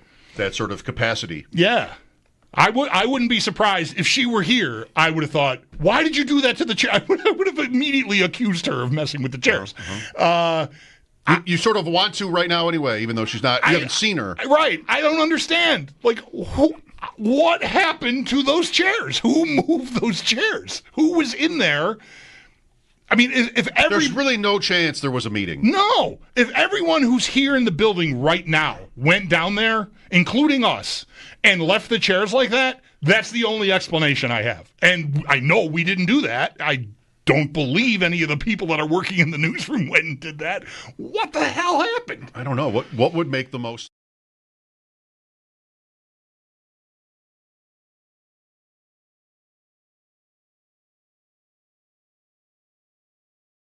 Fines have been handed out for the prank call scandal that took place during the NFL draft this past weekend. The Falcons have been fined $250,000, while their defensive coordinator, Jeff Ulbrich, is being fined $100,000 for failing to prevent the disclosure of confidential information. Ulbrich's son took part in the prank call involving quarterback Shadur Sanders. The league has confirmed they are looking into other prank calls that took place over this past weekend, but the Falcons and Ulbrich's fines stem from the Sanders situation.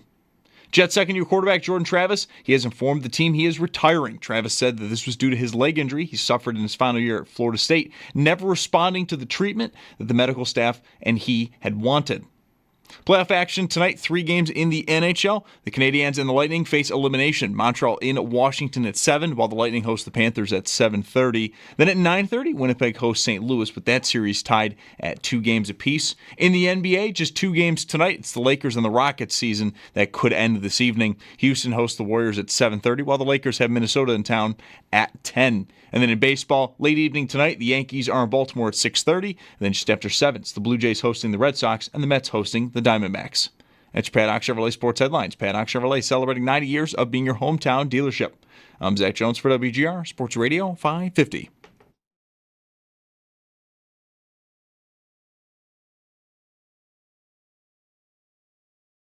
Look, there's not going to be a forfeiture of draft picks for the Falcons. I'm told that this is going to essentially close the book on any sort of punishment as it relates to this. We already had the apology in a statement. Jackson Ulbrich, the 21-year-old son of Jeff Ulbrich, calling Shadur Sanders and the Sanders family to offer an apology. The team fine, and now this individual fine of $100,000, not inconsequential whatsoever. Jonathan Jones. Jeff Ulbrich, back in our lives. Former Jet interim head coach, right? He took over after Sal left, didn't he? Yes, he's the coach of the team that came here and lost 40-14 back in December. It was 40-0 with Aaron Rodgers. They took Rodgers out. Tyrod Taylor, touchdown. Maybe the Bills had taken out their good players. Maybe not. But Jeff Ulbrich, that's happening. Imagine screwing something up so badly for your dad that you cost him $100,000. That is tough. That is a tough spot, man. You know, some people are probably thinking I did that to my parents. It was called going to college. But, you know, maybe that wasn't all bad. Maybe it was even great. Yeah, that would have been, like, planned, though, to some extent, right? Whereas this is just like, hey, you did a thing that was awful. Inappropriate only begins to explain how wrong it was, and it's going to cost your dad $100,000. Did you see the tweet listing the Falcons' fines? I mean, they had one for lying about Bijan Robinson's injury. They had one for Kirk Cousins tampering, and there's another one in recent years where they've been fined for just like dumb stuff. Yeah. Perfectly avoidable things. It doesn't seem like they're really on top of that sort of thing. Yeah. It's why you hate them. Or maybe it isn't, but you do hate them. I don't care that they cheat. It's mostly I just don't think anybody really likes them. Wouldn't you want to like them because of that? Because nobody likes them? Yeah. You put it like that. No. I'm a I'll ride the bandwagon when it comes to sports. I don't want to be all alone. Shouldn't they be interesting this year? You liked Penix. I did like. I still do like Penix. I mean, I don't think he flashed a ton last year, but I'm excited to see that. I hope he goes to a real team someday, though. Dennis is next. Hello, Dennis. Hey, guys. So just to kind of put a bow on the draft, I thought kind of all 3 days I thought were thoughtful. I thought as far as the drafting strategy went, I was always wanting to go corner over D-line, at least in the first round, and I'm glad that we did that. Really good player, I think.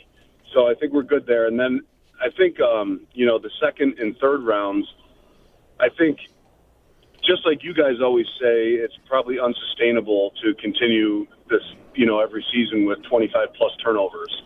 I think they realize, if we're going to get off the field on third down, we're going to have to do it with a pass rush. We have to get after the quarterback. We can't just always rely on turnovers. Yeah. And so the T.J. Sanders pick was actually a surprise for me because I didn't think that we would try to go with a 3 technique. But then when you think about it, I kind of like the strategy with what they did, especially coming back with Deion Walker in the 4th round. And so that kind of puts me on the third day in the thoughtfulness of some of those picks where I think Walker was standing out probably on their board with, he's a 1 tech. I know he can play some 3, but, talk about the anchor that you're looking for in there. So Great pick there. And then even with the tight end, who knows how he's going to be. He's a 5th-round tight end, I think he was. But, with Alec Anderson being on the field all the time, you only have to defend 4 receivers, 4 eligibles. And if this guy could come in as good of a job as Alec Anderson did, this guy's talked about as being the best blocking tight end that there was in the draft.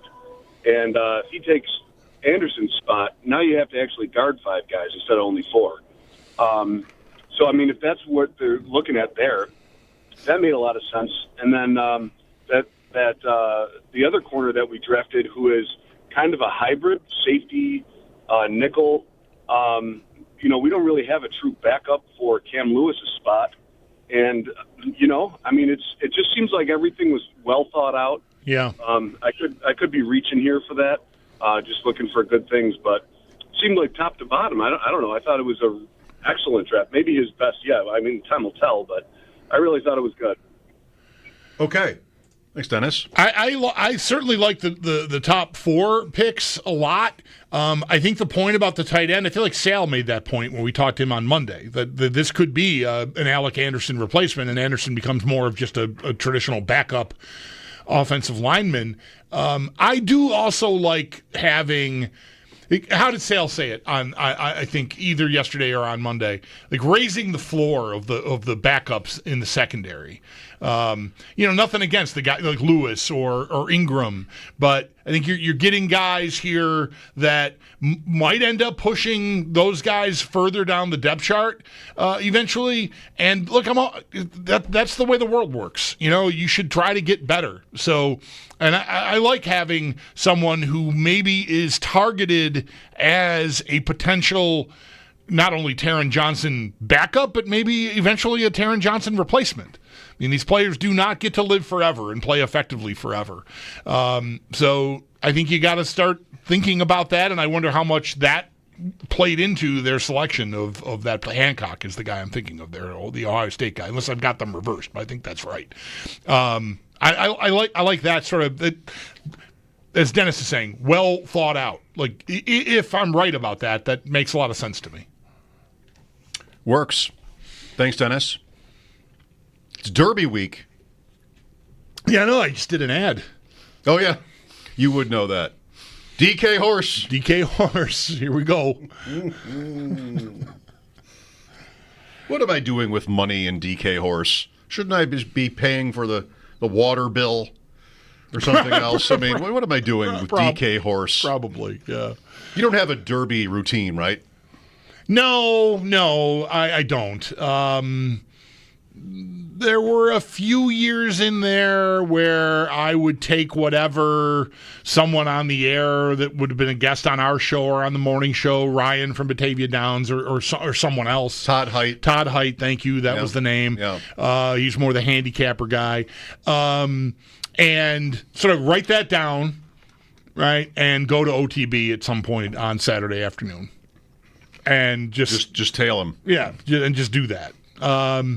And I don't think it ever won me anything, which is, it's not a critique. Should it? Yeah, right. I mean, what are we doing here?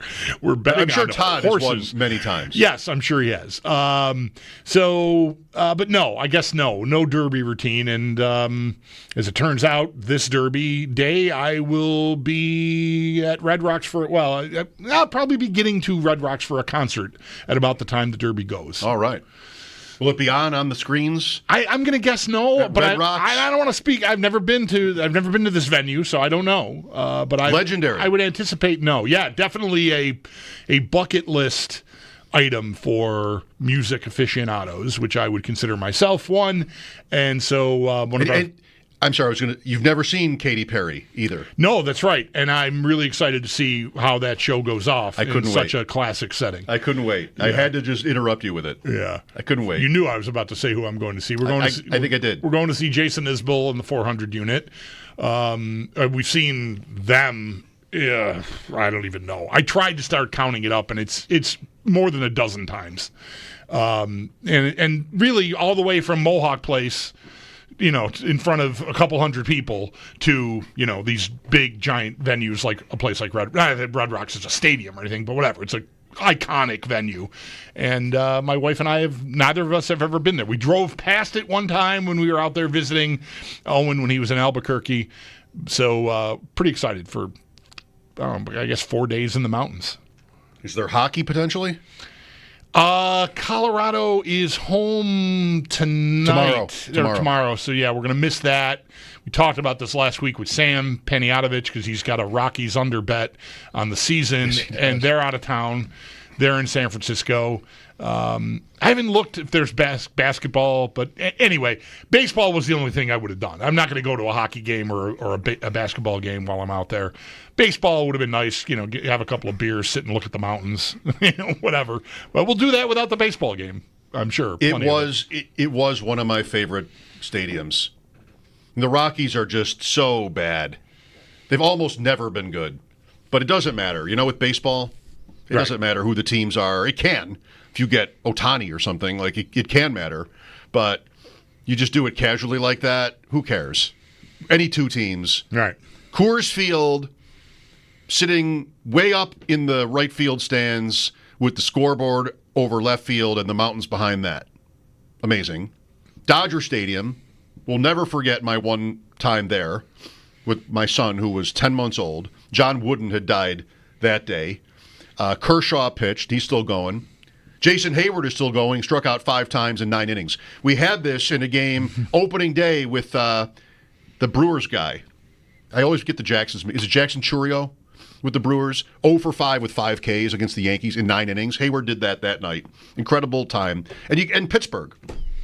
Right. Pittsburgh from behind the plate. Right. That's what I was waiting to say. Like, it doesn't matter who the teams are, how good the teams are necessarily. Like, great. If I could go see Ohtani and the Dodgers play in Pittsburgh, yeah, I'd prefer that. But really, it's going to be about, do I have the time? Does this line up with everybody's schedules? Can we get away for, an overnight or whatever? And I gotta get that into the stream of possibilities, because I've been really wanting to make a trip like that, just a long weekend kind of thing, kind of like I'm doing in Denver this weekend, but just in Pittsburgh, because I haven't been to a major league game, it feels like, in a very, very long time. All right. Well, it's not happening this weekend for you, No. Sadly, despite being in a major league town. 803-0550 is the number. Talking draft, takeaways from it. Also earlier, as the last 2 days have played out, we have a back and forth that's kind of always there between feeling really grateful for the Bills' last 5 years, but also being mad about it because they've been so close. When they're not that close, you're maybe more distant and you're not so much mad, perhaps, as you are just kind of bored. So, it kind of seems right to be both. And I think the grateful crowd, we had this yesterday, sort of rose up to defend Brandon Beane, who was getting some heat, and Sean McDermott by extension, whereas the, kind of angry crowd, I'm not saying angry in a bad way, I mean, I get it, is like, well, When are we going to win? Something has to change, that kind of thing. 803-0550 to weigh in. Mike Schopp and the Bulldog here, WGR.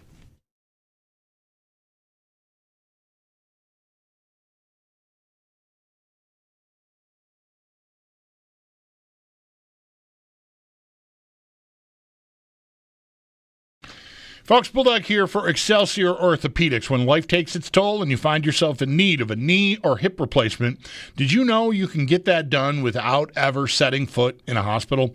It's called hospital-free joint replacement, and the experts at Excelsior Orthopedics pioneered it here in Western New York nearly 10 years ago. Since then, they've helped lots of people get back to doing what they love to do, pain-free. Learn more about hospital-free joint replacement at ExcelsierOrtho.com. Excelsior Orthopedics, your first place for complete orthopedic care.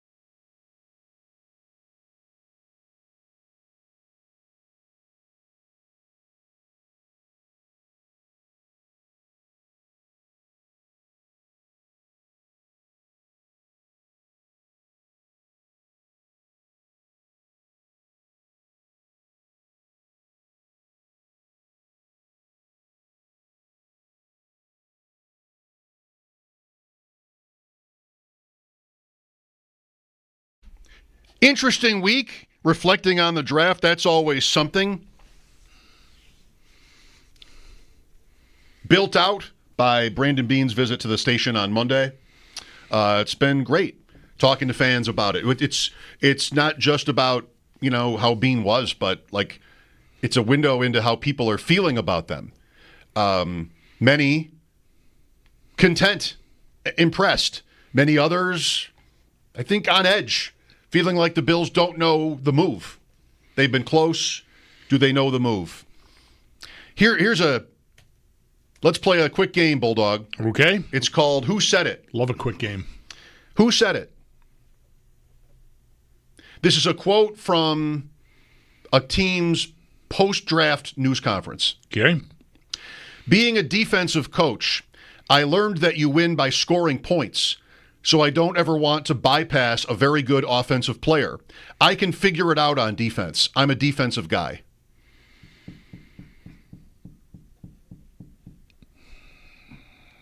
Thanks to the Coach Speak Index. I heard listening to the School of Scott Barrett, who's been on our show. And first time we ever talked to Scott, he told us how he listens to every news conference after the draft. And Coach Speak Index is a guy named Greg who, that's his brand, doing that. So they got together for 4 hours or so of content, analyzing every really useful stuff. Anybody can hear a quote, and take something away from it, but they give you the context of, well, no, this guy doesn't lie, or this guy always lies. And this is a current coach. This is a current NFL coach. So Bill Bellichic is counted out on this front then. Being a defensive coach, I learned that you win by scoring points, so I don't ever want to bypass a very good offensive player. I can figure it out on defense. I'm a defensive guy. I want to guess someone, but now I'm not sure. He's been around so long, I'm not sure what his side of the ball is. But I want to say Pete Carroll. The answer is Todd Bowles. Okay. Is Pete Carroll a defensive guy? He was, I believe, secondary for the Bills when he started. Yeah. Like 85? Yeah. 86? 86? Okay. I think he was a secondary coach. A long time ago now. So I just don't know what his perceived area of expertise is, but that was my guess. But Todd Bowles, okay. Todd Bowles. So the Bucs drafted Emeka Egbuka in the first round, a pretty shocking pick, given that they have Mike Evans, Chris Godwin, who they re-signed to good money, and Jalen McMillan, who was productive for them as a rookie. Looked like a pretty good, find. But then they bring in Egbuka, and here's Bowles saying, I'll figure it out on defense. That's my job. Does that tweak anybody? I don't know. Maybe I wanted it to. I want the Bills coach to be that way. It's not saying I don't want them to replenish the roster. I'm not upset with who they drafted. But I do think, I've thought all along, I sort of keep alluding to it. There is still, I think, something to be said for make sure you can outscore them. However good your defense is going to be, and I know we saw in the Super Bowl how good that can be. The Eagles, I think if Bills fans watch the Super Bowl, I'm not saying this is a lot of people because I think it's a pretty naive concept, but I think a lot of people are pretty casual about this sort of stuff and don't really dig into how long it might take a team to put together that sort of arsenal of defenders. That was years in the making and some high picks too, not just picking at the bottom of the draft here. There's a bad year or two mixed in there with Philly, or they made trades that got them good picks from bad teams. However, it was A.J. Brown trade for one example. But the Bills are not going to turn into the Eagles because they drafted 6 defensive players. It's not going to work that way. At least I wouldn't expect it. I suppose anything is possible. All these guys could smash, and they're just like, oh my God, look at this windfall of players. Even the 4th rounder is playing at some Pro Bowl level or something. I don't know. That's not realistic. So I still feel when we started on this journey in 2020 and then 21, it was go outscore them. Put an offense on the field that is undeniable, and eventually, if you're going to beat them 42-40, then beat them 42-40. But you will find your way if you keep, building on offense. And I feel like the correction this offseason may be an overcorrection. And that's where, for me, the conflict lies in the receiver conversation. Do you remember Todd Bowles as the head coach of the Dolphins? Good Lord, no. He was an interim coach for Miami in 2011, replacing Tony Sperano, and his first game was here. Wow. Coached 3 games for the Dolphins, and then a few years went by before he got the Jets job. He's made it last. Todd Bowles. Yeah. Not really had that many good seasons. Seems to be going all right in Tampa. Well, they were pretty good, if not very good, at wide receiver, and they went back to it in round 1. I don't know about it for fantasy because everybody it's too many guys, but you're not worried about that. 803-0550 to join us. Mike Schopp and the Bulldog, WGR.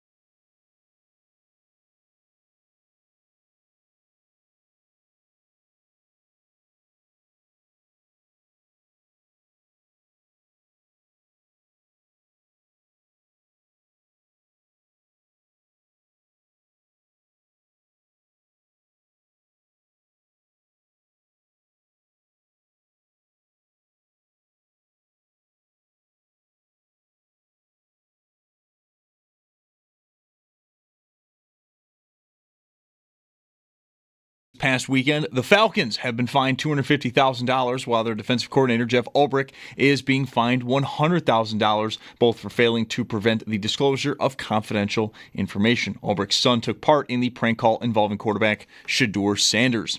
The league has confirmed that they are looking into the other prank calls, but for the Falcons and Ulbrich's fines, those stem from the Sanders situation. Jets second-year quarterback Jordan Travis has informed the team he will be retiring. Travis said this was due to his leg injury he suffered in his final year at Florida State, never responding the way he and his medical staff had wanted. The Ravens are picking up the fifth-year option for safety Kyle Hamilton, not doing so, though, for center Tyler Linderbaum. General Manager Eric DaCosta says the team would like to get deals done with both of them. Playoff action tonight, 3 games in the NHL. The Canadiens and the Lightning are the teams facing elimination. Montreal is in Washington at 7. The Lightning host the Panthers at 7:30. Then at 9:30, Winnipeg hosts St. Louis. That series is tied at 2 games apiece. While in the NBA, just 2 games. It's the Lakers and Rockets. That season could end this evening. Houston hosts the Warriors at 7:30, while the Lakers have Minnesota in town at 10. And in baseball, the Bisons took down Iowa today 10-8. The Yankees are in Baltimore at 6:30. Then just after 7, we have the Blue Jays hosting the Boston Red Sox and the Mets hosting the Arizona Diamondbacks. That's your Paddock Chevrolet Sports Update. Paddock Chevrolet celebrating 90 years of being your hometown dealership. I'm Zach Jones for WGR Sports Radio 550.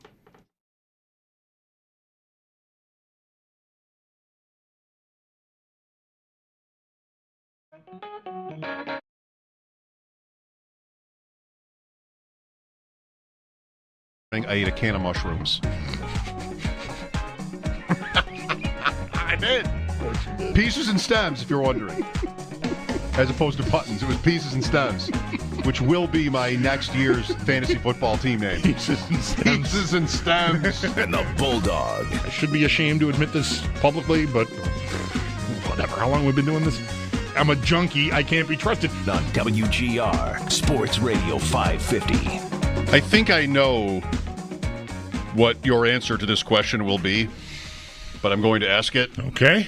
Are you following with interest the Bellichic stuff? I'm trying so hard not to. I think you were expecting me to say no, but I'm interested enough that I clicked on a story. I read his statement today.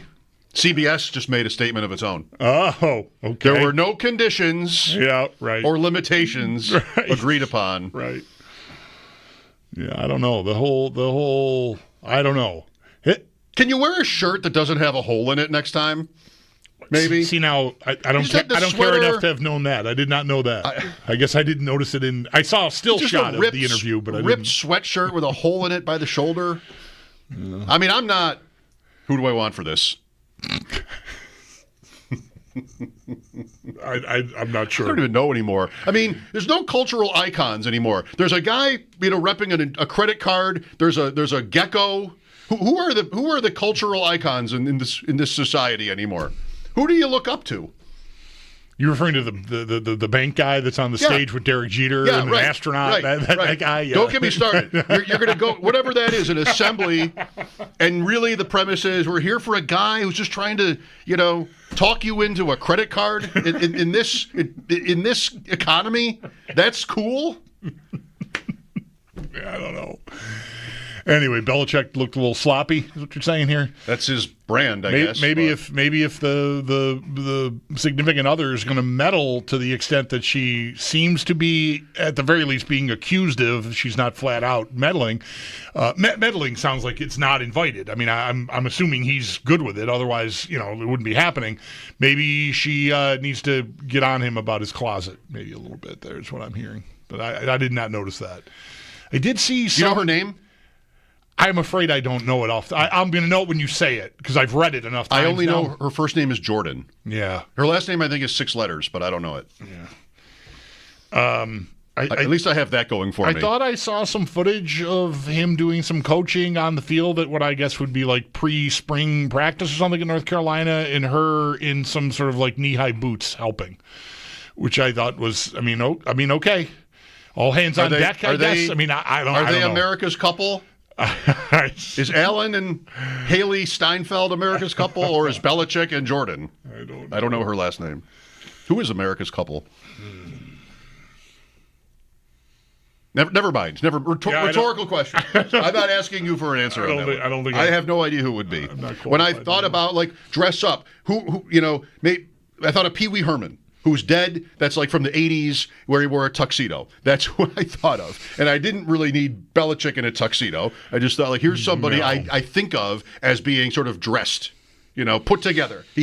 But even that's like a costume, so that doesn't even work. And it's from forever ago. Yeah. Let's start again.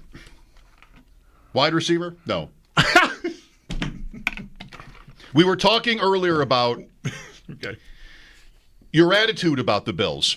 Because in the last 2 days, what's kind of come out is we kind of got past what happened Monday morning and into just sort of like the meat of the draft and the team overall, the offseason, is you've got fans who, you're one or the other. You've got fans who are more than not grateful for it and are almost maybe take offense to criticism of them, the kind of stuff that we've had the last couple of days, which was not just Bean's behavior, but, what he did in this draft.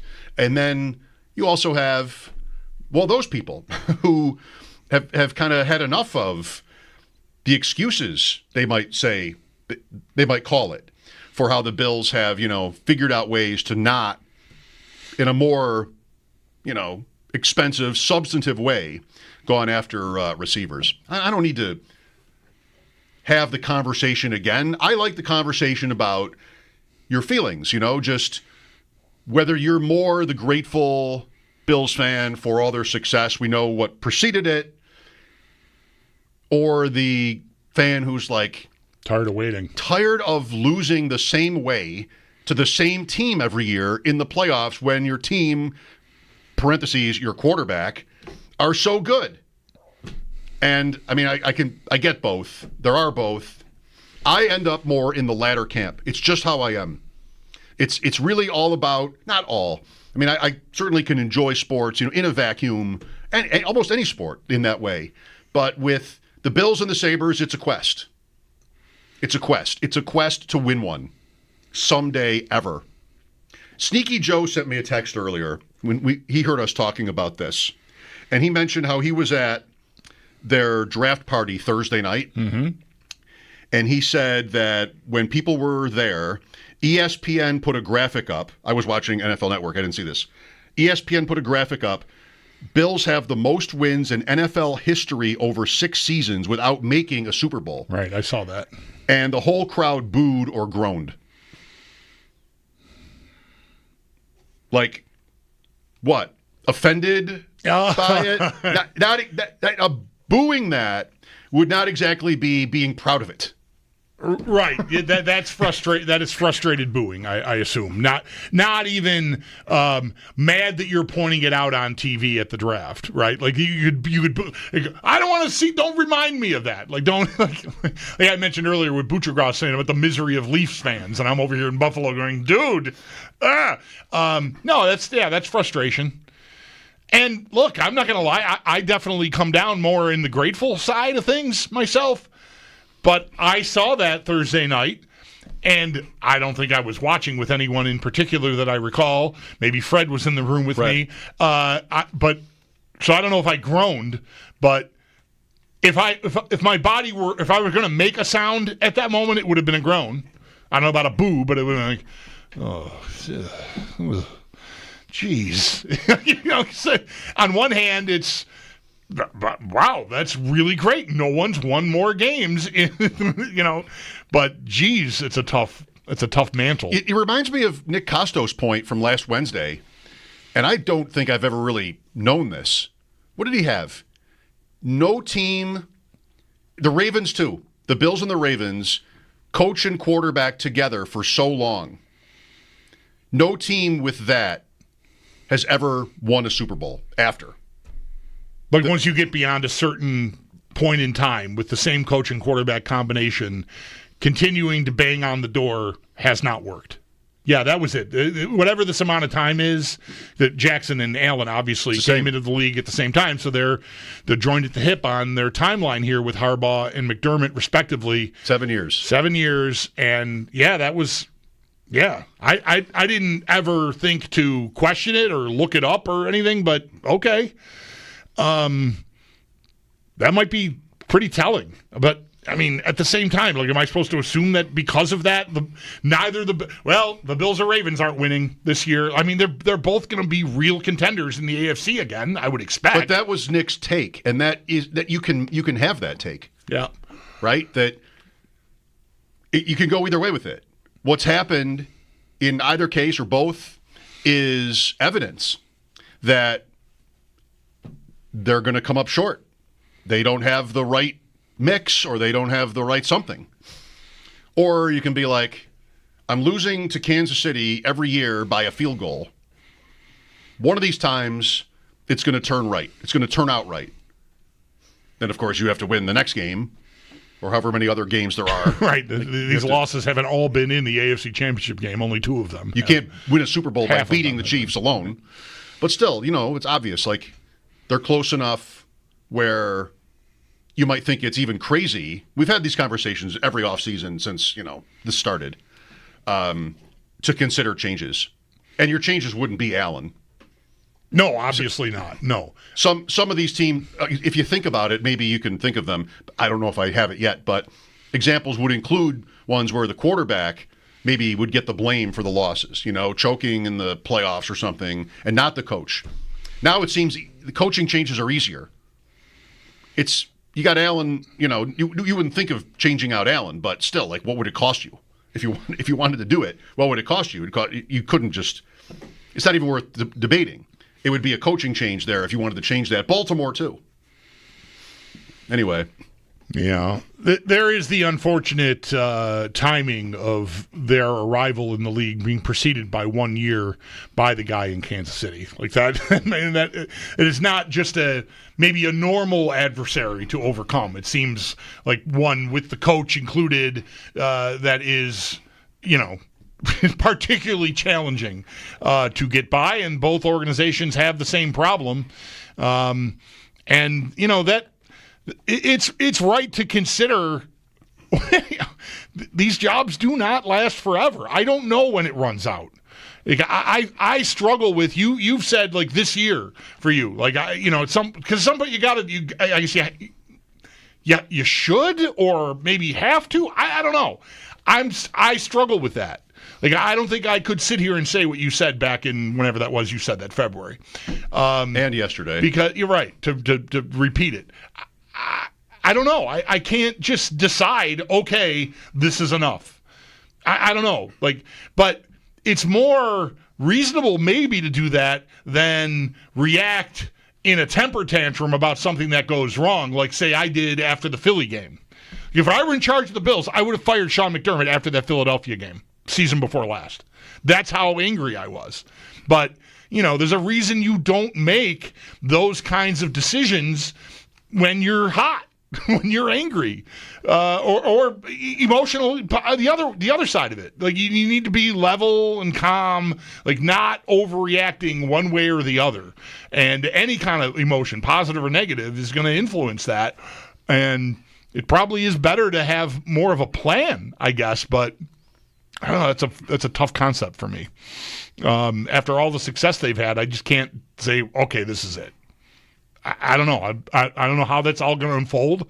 I look forward to talking about it with you as the year goes on. Not that we'll be revisiting it constantly or anything. But I hope not. Yeah. I hope not.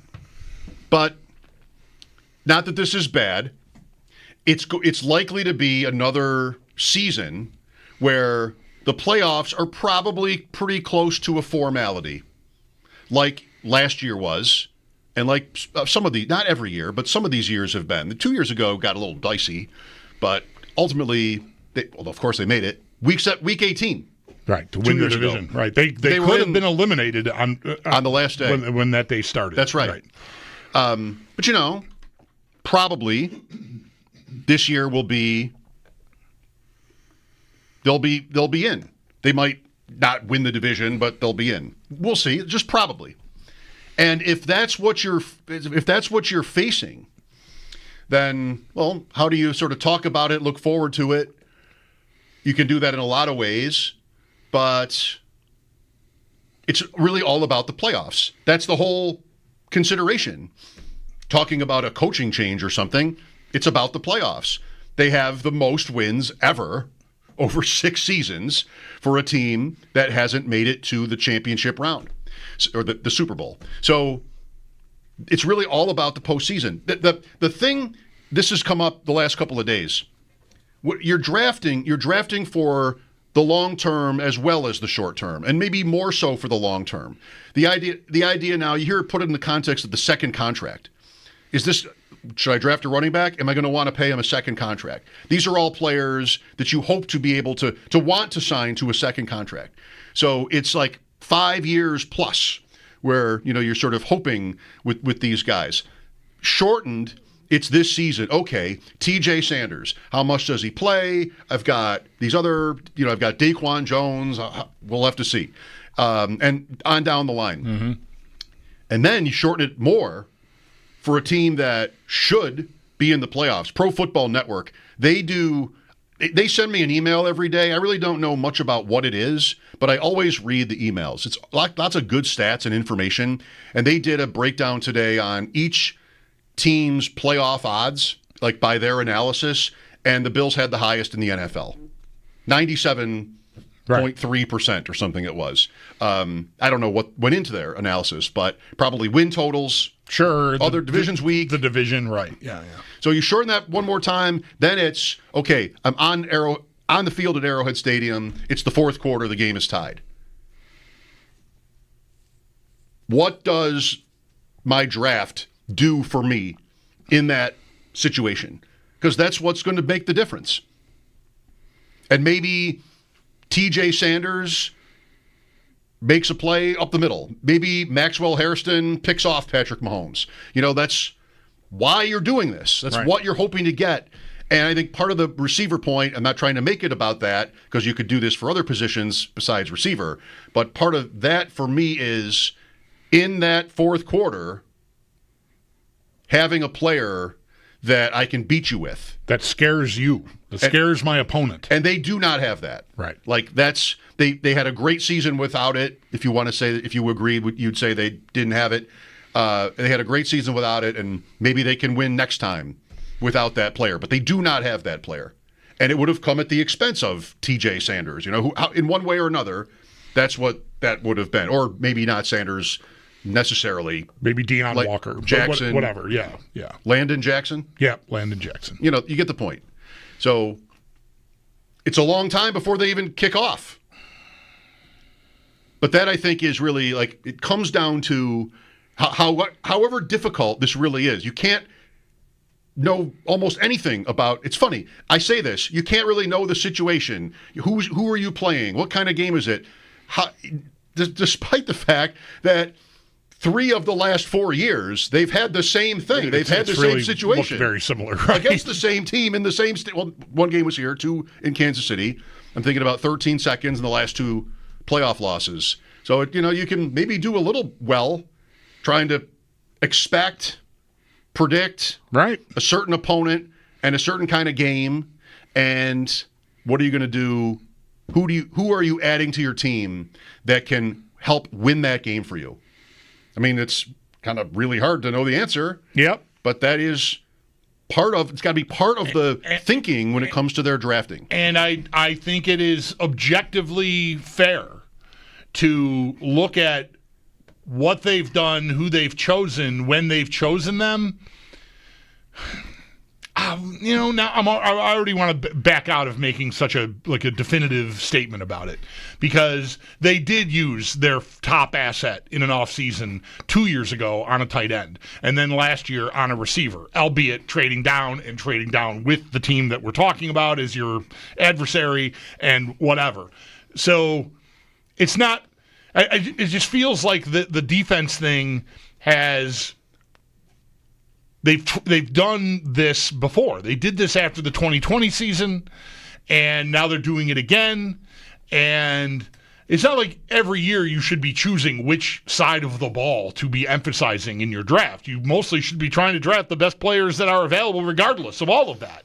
But that's maybe a little idealistic when the margins are as thin as we're talking about here, when one guy might make the difference. But you can probably already sense, and maybe some of the audience can too. I hope they're not rolling their eyes. Like 2 years in a row, you've gotten to that point at the end of the game and not been able to get there. For whatever reason, you just have not been able to get there. And no, that doesn't mean that if they had drafted player X that they would have, right? If the Bills had stayed put last year and drafted Xavier Worthy at 28 instead of trading down with Kansas City and then trading out of the first round entirely and choosing Keon Coleman, that he makes a play for you in that spot when you needed it on that final drive. At least he wouldn't make one for Kansas City. Right. And you would have, you'd be a little less assailable about the point because you did it again. You didn't defer in any way. You didn't give up some advantage, perceived or actual, to your biggest adversary. You just did the thing. And furthermore, it's a piece that, from the outside, would have made more sense skill set wise. It's not a duplicate of a slot player. It's a fast player, the fastest player in the draft, a player that you've not had that style of player really at all through this run, at least in any meaningful way. Deontay Hardy's the closest you can get. And what did he play? 15% of the snaps on offense or something the year he was here? He hardly existed on offense. Thank you for the punt return that won you the division. It's not nothing, but still, that is sort of the crux of the receiver point. Do you have enough there? And I like the Todd Bowles comment that ended the last segment. Like that's where I think I want my coach to be. Jordan Schultz reports that the Bills are signing Elijah Moore. 1 year, up to $5 million. Okay, just as I was sitting here thinking, we've got to change the subject, the Bills are signing Elijah Moore. And so we'll be discussing that after the update. 803-0550, Mike Schopp and the Bulldog, WGR.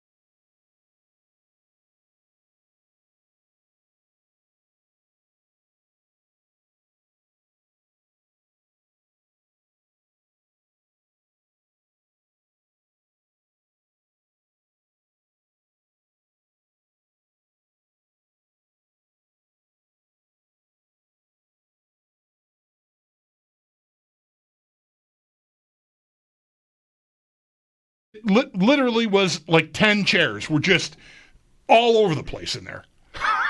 I mean, as far away from the table as the walls would allow them to be is where the chairs were. And I just, I stood in the doorway like, how? Why? You'd been there. You'd been there an hour ago. Not even an hour ago. And then you went back. Yeah. And there's no one here. I'm ghosts. I am shook by this. Honest to God, I do not understand what just happened. What would be the likeliest scenario? Something happened. Yeah. There was no meeting. There's no way the big shots are coming in to have a meeting, and they wouldn't even do that anyway. I feel like most of the people we work for would put the chairs back. Here to be adding to their wide receiver room, as Jordan Schultz is reporting, the Bills are signing Elijah Moore to a one-year deal worth up to $5 million. Moore visited with the Bills earlier this week. That was confirmed by Bills general manager Brandon Beane. And this past season, Moore had a career high in catches with the Browns with 61. Jets second-year quarterback Jordan Travis has informed the team he will be retiring. Travis said this was due to his leg injury he suffered the final year at Florida State and never responded to the way he and his medical staff had wanted. We do have playoff action tonight. 3 games in the NHL. The Canadiens and the Lightning face elimination. Montreal in Washington at 7. The Lightning host the Panthers at 7:30. Then at 9:30, we have Winnipeg hosting St. Louis. That series is tied at 2 games apiece. In the NBA, just 2 games. It's the Lakers and Rockets that their season could end tonight. Houston hosts the Warriors at 7:30, while the Lakers have Minnesota in town at 10. And then in baseball, the Yankees are in Baltimore at 6:30. Then just after 7, it's the Blue Jays hosting the Red Sox and the Mets hosting the Diamondbacks. That's your Paddock Chevrolet Sports Update. Paddock Chevrolet celebrating 90 years of being your hometown dealership. I'm Zach Jones for WGR Sports Radio 550.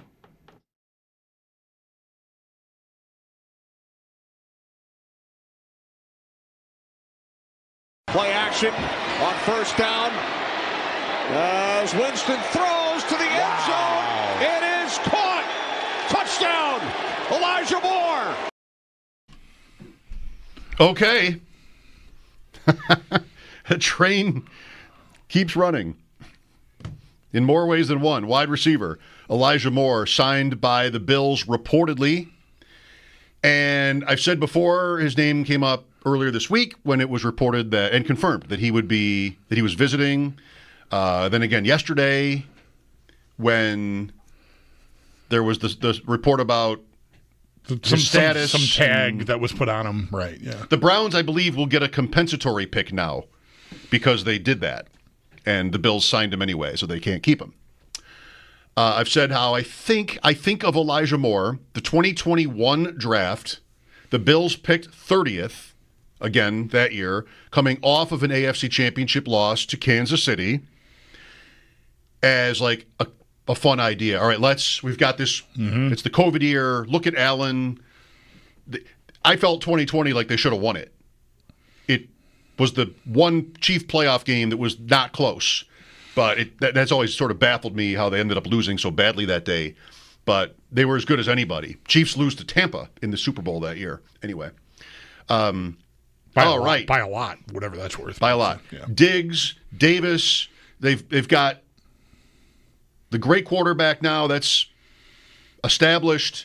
Let's just drop Elijah Moore into that offense and see what happens at pick 30. He for me, and I wouldn't be the one to know this, Jeremy or Joe or somebody, although Joe was working with us then, and I think of Joe and Elijah Moore together. Because Elijah Moore, Rondale Moore, who's still in the league, he's been hurt. I think now he's with Minnesota. These are the two guys for me that were at the beginning of it. 20 is the Diggs trade. So they went hard there, and that was a home run. Yeah, all right. They've got a great receiver in Diggs and a good one in Davis. Brown and Beasley are aging. And let's go do this. Yeah. And they didn't. They drafted 2 edge rushers in a row, Rousseau at 30. Moore goes 34 to the Jets. I remember being jealous. Like, all right, I understand the Bills are going to, what did they do? It's very familiar, isn't it? They went, they said, we need to get to Patrick Mahomes or, just quarterbacks, so let's do that. Moore goes to the Jets, and it doesn't work. Nothing happens. And the next year, during the season, he demands a trade. He wants out, right. I remember that kind of being somewhat of an eye roll. Yeah. From me, okay, in part because you guys were so hot on him. Yes, I just sort of thought, what has this guy done? Demanding a trade? What are you talking about? You've been in the league for 4 minutes. Calm down. Yeah, I know. Stay in your lane. At the same time, it's the Zach Wilson Jets, right? Right. What kind of chance does a receiver have? He gets his trade, but it's to the Browns of all teams. And not much in the really off happens season there. too, right? It wasn't during the season. I think he went. Yes. Yeah, it was in March when he got traded. So, yes. Yeah.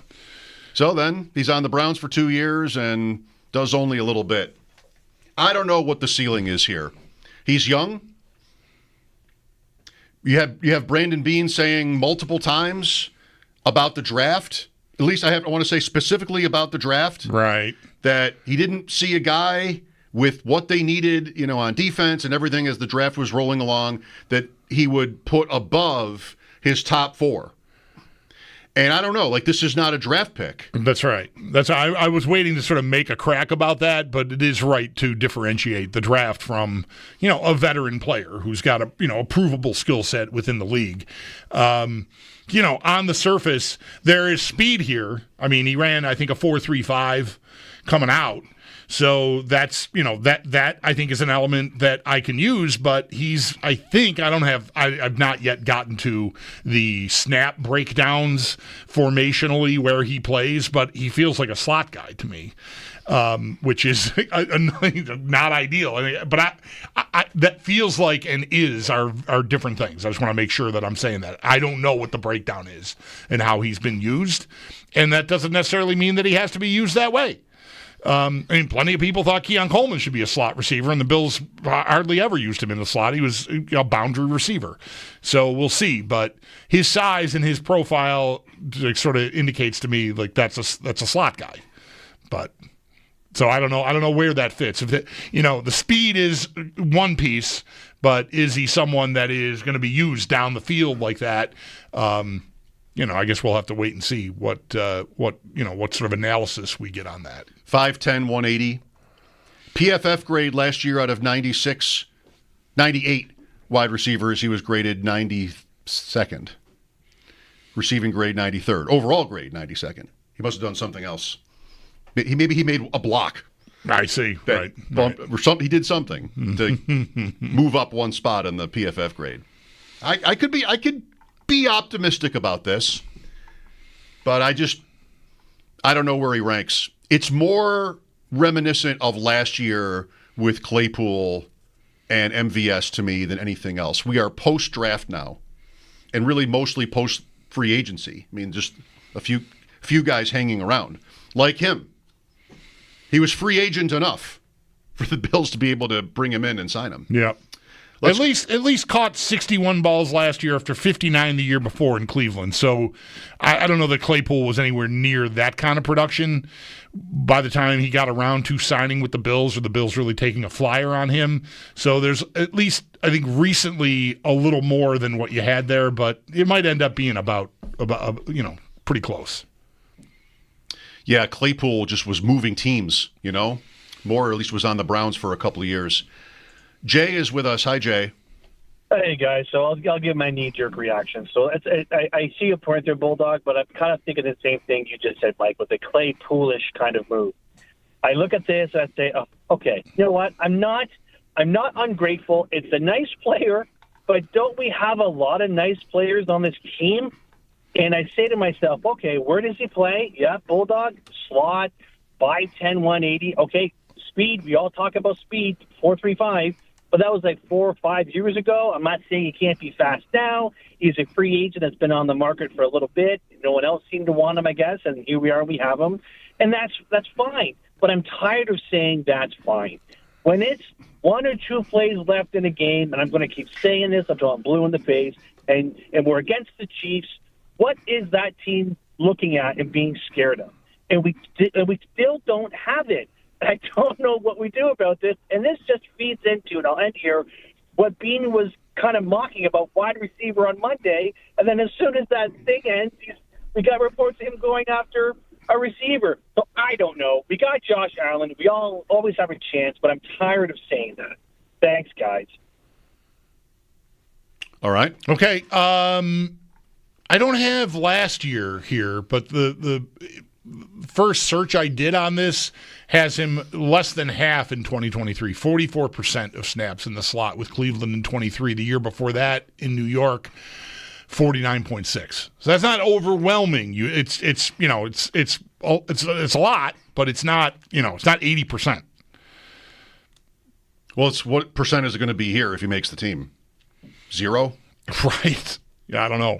The Bills don't need that. They have a tight end that plays out of the slot, and they have Khalil Shakir. Not in that order. Cleveland is next. Hello. How you doing? I think Elijah Moore is like more of a number 2 guy, if you ask me personally. If you look at his last year being 61 balls and the year before being 59, who was throwing him the ball? It was the terrible, horrible Deshaun Watson. So, I mean, not only is you got a guy that's not probably throwing you catchable balls, you're probably not really motivated to play with that guy. And I think those 2 reasons immediately change when you play for Buffalo. You're going to get a guy, Josh Allen's going to get you the ball, and you're going to want to play for him. I mean, I think he sees an improvement. I think we can see him playing on the outside boundary. I think that's a good pickup. And I just want to say, this whole thing, I'm one of those guys who I'll defend Bean until the wheels fall off. This guy knows what he's doing. As far as who the teams are afraid of, we know who that guy is. Let's stop joking around here. That guy is 17. He's always going to be that guy. He's got that effect where he's going to make players around him better. And we're losing to people who are considered to be the greatest of all time. I get it. I get it. Second place. If you're not in first, you're last. I get it. But I mean, I think that the voices, especially when we get into the season and we hear some of these fans that start calling for Bean and McDermott's job, I think those voices are louder, and it's just not fair to those guys at all. That's always how it is. Done a great job. That's always how it is everywhere, every sports, everything. It's always how it is. Maybe it isn't fair. I don't think I disagree, but yeah, I'll tell you every time the microcosm, the percentage of people that represent the fan base by calling talk shows and even tweeting is not necessarily representative of the fan base. Most of the fan base is much more casual about it, and not interested in firing coaches ever. Maybe, I mean, hardly ever, unless something embarrassing happens. That's just how it is. So, sure. Bill signed Elijah Moore, 1 year up to $5 million. He has not panned out in 4 years in the NFL. It was for the Jets and the Browns. We'll see here what the pecking order looks like. Not for a long time. Maybe we'll get a quote from the Bills about him that might give you a clue, but not for a long time. Worth a shot. This is right back to last year, too. And the two sides of the coin, signing the likes of Claypool, which is, well, maybe the odds aren't great, but should you then just not do it? Your point about draft one in the 4th round and see what you've got. That's kind of the same bet. Is should you just not do it? Should you draft a second defensive lineman instead? Or do you just want to maybe find, if you have a receiver whose skills you like well enough, then you go and do that? And this is some version of that, I think. And he's 25 and turned 25 in March. So still young enough to be, believable, to be credible. Just has not put together much of a career yet. We'll see. Mike Schopp and the Bulldog here at 803-0550. This is WGR.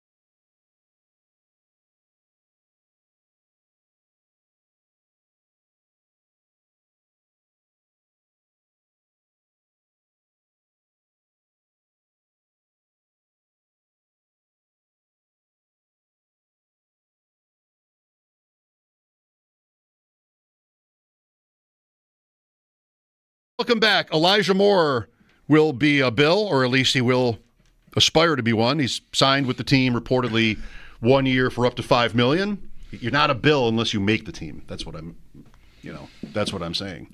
But what would the odds be? I think pretty good. I mean, I don't think he comes in over the. I would say he enters equal to Curtis Samuel in the pecking order. I recognize he's, Samuel's best years are or his best year is better than anything Moore has done, but I think that's where I come down. He's not ahead of Josh Palmer or Keon Coleman or Khalil Shakir. But if your top four includes Samuel, which I think it does, then I think Moore is right there. And it's not to say like he has to make the team, but maybe one of those two guys doesn't. Maybe it is a place you could end up. I do think up to $5 million. I mean, he obviously he's got to make the team. You mentioned Claypool a couple times. Claypool was like $1 million, and MVS there was more than that. There were maybe $3 million. MVS was more guaranteed, than that. Yeah, which I thought meant something. Yeah, and this is maybe more than that. Yeah, so I feel like they like this idea more. It's more than just like the Chase Claypool flyer is all I'm saying, and maybe even more than the MVS flyer. And MVS, of course, made the team and didn't do very much, and then went and went on his way. So. Like, I feel like this is a little more significant than those. Maybe even a lot more significant. Just more significant is all I need. I don't need a lot. But, doesn't really displace anything at the top. Here's Lewis with us. Hi, Lewis. Hi, how are you guys? Good, thank you. I was looking up the 2021 draft prospects on Pro Football Focus, and Elijah Moore came in 5th. He was only behind Jamar Chase, Devontae Freeman, Jalen Waddle, Rashad Bateman, and he was 5th. And coincidentally, Josh Palmer was rated 10th in that same draft. Devontae Smith, you might have meant, right? Yeah. Devontae Smith, I'm sorry, what did I say? Freeman? Yeah, it's fine. That's a guy, though, at least. Devontae Smith. That's okay. And he's got 200 career catches and had 5 touchdowns with the pathetic Jets team in his rookie year. So he's definitely more than a Claypool-type flyer, in my opinion. Well, we know he was a good prospect. He just hasn't been a good pro in 4 years. Like, he definitely was a good prospect. I said that. We were talking about wanting to draft him at 30 in 2021, and he went 34. And he had 61 catches for Cleveland last year. Didn't that lead the team? Oh, I don't know. They won 3 games. I still think it was either first or second on that team. I'm just saying with a good quarterback. Yeah, Judy would have led them, I think. But yeah, okay. Well, Judy probably, he had more than 61. But we can be as optimistic as we want. The league spoke. The league has spoken on Elijah Moore. He was sitting there. And I don't blame the Bills for signing him. I think it could work. You're saying, you're giving us every reason why it would. And, that's fine. You're a fan. I think it could work. It's just when a guy in free agency passes, the draft, I don't know. It's not a great sign is all about what the league thinks of the player. Yeah, I was just making the point more that the upside with the Bills is, sure, it's worth it. Yeah, you don't even know what he could have done. It's worth trying, right? For sure. And that is not to say that it's just a throwaway thing, because the money is not, the money is more than any of the names that have come up here during this segment talking about other ideas that the Bills had recently, right, last year. So I mean, they think that much of it. I don't know how much what Cleveland did yesterday with this weird little tag thing they threw on him changed the what he ends up getting paid, but the Bills felt well enough about it to do it. It set the floor maybe. Yeah, because it was $3.4 million. He would have been guaranteed by the Browns, right? Had he not signed before a certain date in June, but that's not going to happen now. Thanks, Lewis. Getting connected with the fans, brought to you by Northtown Kia. Western New York's #1 Kia dealer. Shop online at northtownkia.com. Sal Capacio gives us his read on the Elijah Moore news after sports. Mike Schopp and the Bulldog, WGR.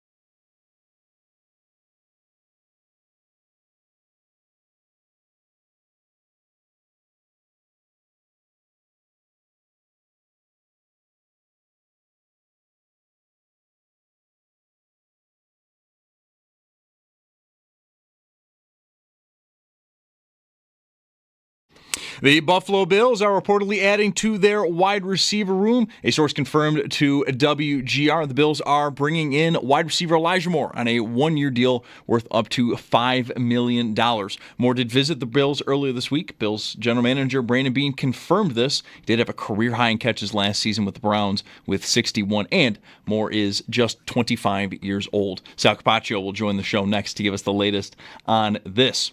Jets second-year quarterback Jordan Travis has informed the team he is retiring. Travis said this was due to a leg injury he suffered in his final year at Florida State. It never responded to the way he and his medical staff had wanted, and thus he is calling it a career. Playoff action tonight, 3 games in the NHL. The Canadiens and the Lightning face elimination. Montreal, they're in Washington at 7, while the Lightning, they host the Panthers at 7:30. Then at 9:30, we have Winnipeg hosting St. Louis. That series is tied at 2 games apiece. While over in the NBA, just 2 games tonight. It's the Lakers and the Rockets. Their season could end this evening. Houston hosts the Warriors at 7:30, while the Lakers, they have Minnesota in town at 10. That's your Paddock Chevrolet Sports Update. Paddock Chevrolet celebrating 90 years of being your hometown dealership. I'm Zach Jones for WGR Sports Radio 550.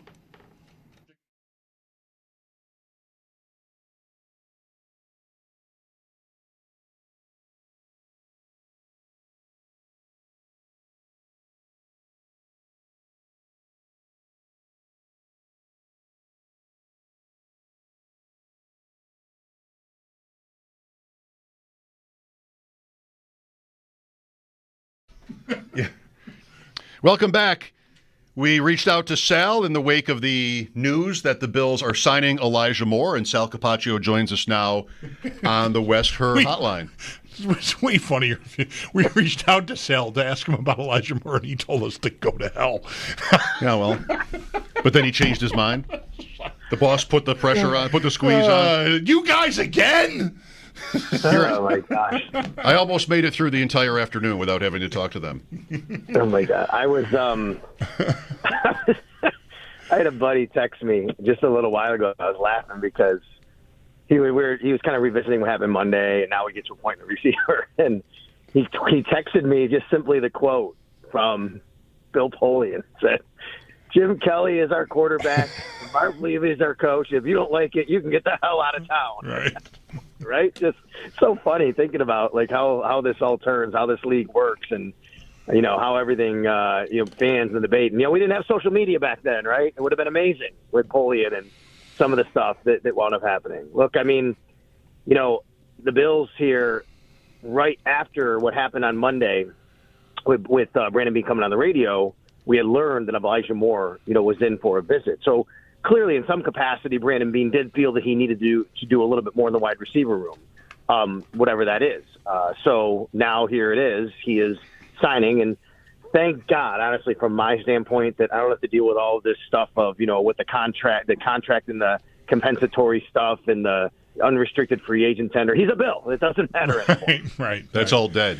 So where do you think, how significant is this? We were talking here, it's one of these things that just, drops in our laps, 3/4 of the way through our afternoon show here. About 50% snaps in the slot.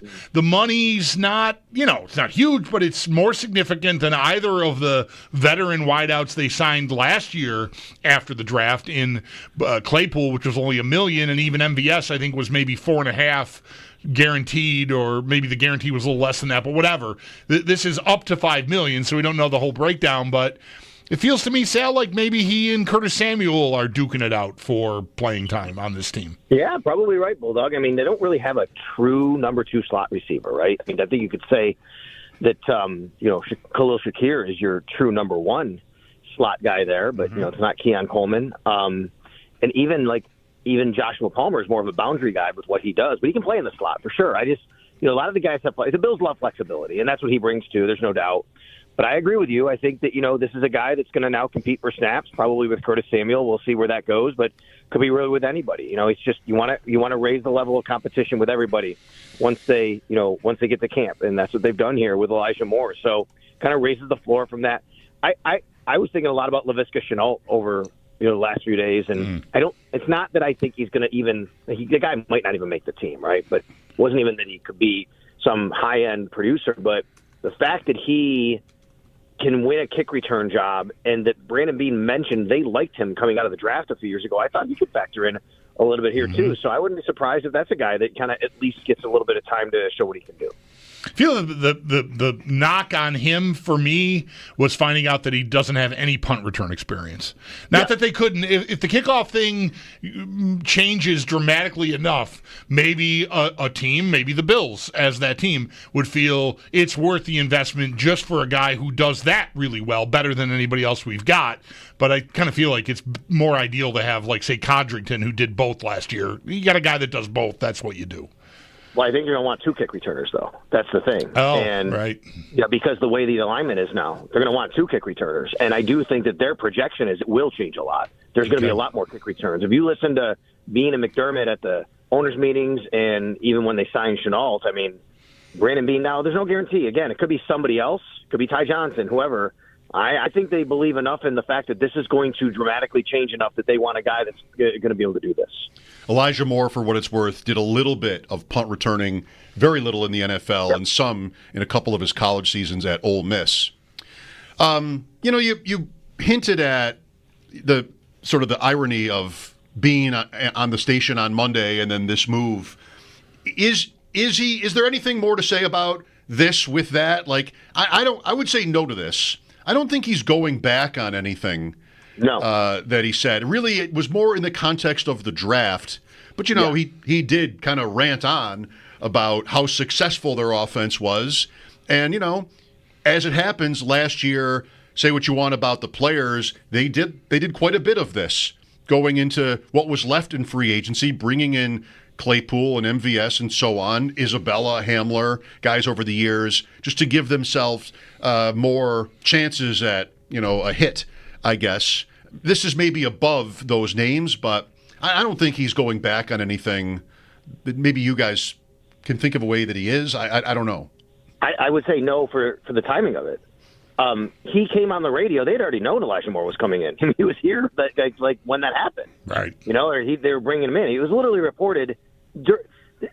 I don't know if you guys know the timing of how this happened, but when Brandon Beane's segment ended on Monday, and he got off the phone with Jeremy and Joe, they went to break. There was a report during that break that Elijah Moore was going to be in Buffalo on a workout. So, clearly that was already in the works before he came, on the radio. So I don't think he's going back on anything. He already knew that was happening. I agree with you that I think his context of what he heard and what he was responding to was, drafting and the draft. And that's why he brought up the 2018 thing with Allen and Rosen, because what the Bills did or didn't do in the draft and the reaction to it specifically. So, yeah, I don't think that there's anything more to, just kind of, I'm gonna revisit what I said on the radio, or I'm going back on anything. That was this had to already be in the works from that standpoint. Oh no, yeah, I don't mean that exactly. Just in terms of what he said about what their moves have been, the philosophy, the success they've had, anything like that. He didn't have to necessarily be done at receiver in the last couple of days, as it's gotten pretty heated at times. At one point, I think on Monday, I'm like, he boxed himself in on a big move. Like, they're not trading for George Pickens now because he's telling you that he likes what they've got. I wouldn't take that any farther than that, though, to mean that, well, they couldn't sign another free agent or two and give themselves, more options. Yeah, I came out with you guys on Monday, and I said I wouldn't close the door. The only thing I thought it might be a little longer. I didn't think it would be this quickly, but they did it right away, right? And, so I think that happening now just gets him into camp. But look, if you look at the timing, they signed Chase Claypool on May 3rd last year. They signed MVS on May 14th. This is the timing this generally happens, right? You're going to bring a guy in before you have your rookie mini camp, more OTAs. You get a good look at him, and then you can kind of decide what you want to do as you go to the summer. We don't know the details on this yet. This is like Tre'Davious White, where, okay, it's up to that much money. Well, how much is actually the guarantee? That's going to speak a lot, I think, to where they see his possibilities here on the team.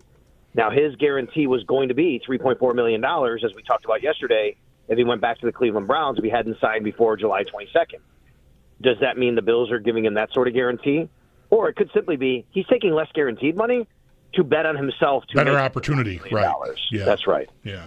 Do you have an opinion of Elijah Moore? Best I've got really is that he was an exciting idea to me coming into the league in the 21 draft, and somebody that I loved the idea of for the Bills at pick 30. They also had pick 30 that year. They went with Rousseau and worked on defense. Isn't that familiar how that sounds? Same pick number and everything. But he has not had a good pro career. There are a little bit of some numbers with the Browns last year. Third on the team in catches, 61. And it's, easy to point to the Browns and sort of say, and the Jets before the Browns, in Moore's case, that the quarterback play was pretty bad. So there might be a player here. He's 25. He just hasn't in 4 years really stepped up. I would agree with pretty much everything you said. This was a hot idea in that draft. And in fact, so much, I would say, I know this, I'm kind of being joking here with you, Mike, but I think you talked about Elijah Moore as much as you've talked about Luther Burden this year. Yeah, back in that that's draft, about right. That's about right. Right. So, I know you liked him. I liked him a lot. And I remember that draft, and the Bills didn't take him, and how many people were very upset. The Bills didn't draft Elijah Moore, and he'll be such a great fit for the Bills. Well, he's been on 2 teams now.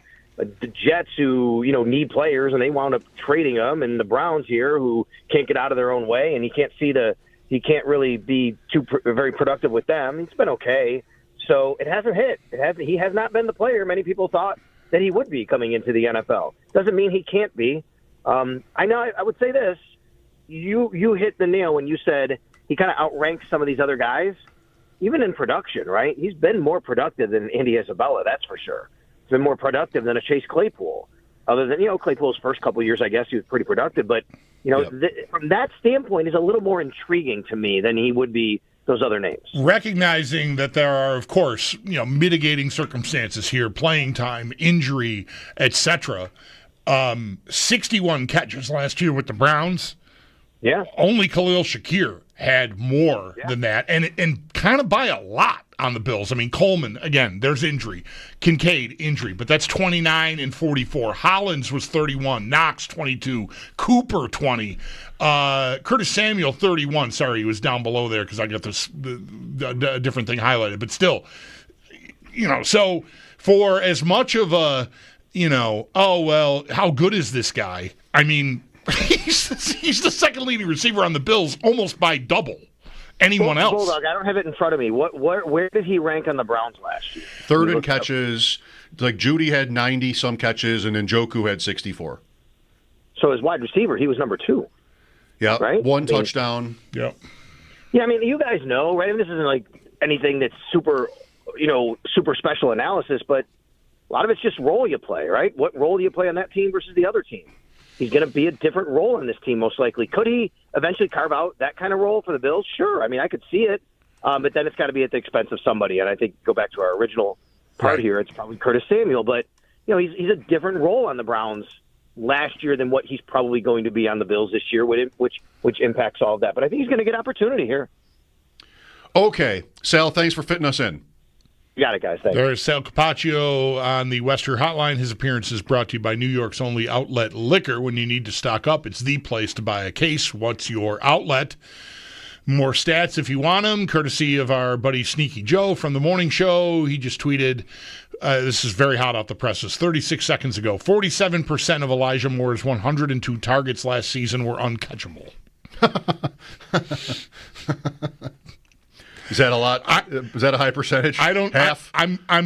I want to believe that Sneaky Joe is not just being hyperbolic. I'm assuming he got that somewhere. Oh yeah, he's not just saying they were so terrible. Isn't Kincaid's number like that? Yes, Kincaid's number is really bad too. Yeah, I don't know if it's half, but it was bad. A high percentage of his targets were uncatchable. Which in that case, we're not making fun of Allen, right? Right. I don't think so. Right. There's a combination here. This timing. Something they have not been able to connect, and Allen should bear some responsibility for that. But yeah. The joke is the Browns quarterbacks are so bad that almost half of this guy's targets were uncatchable. Well, this year it ought to be different in Cleveland.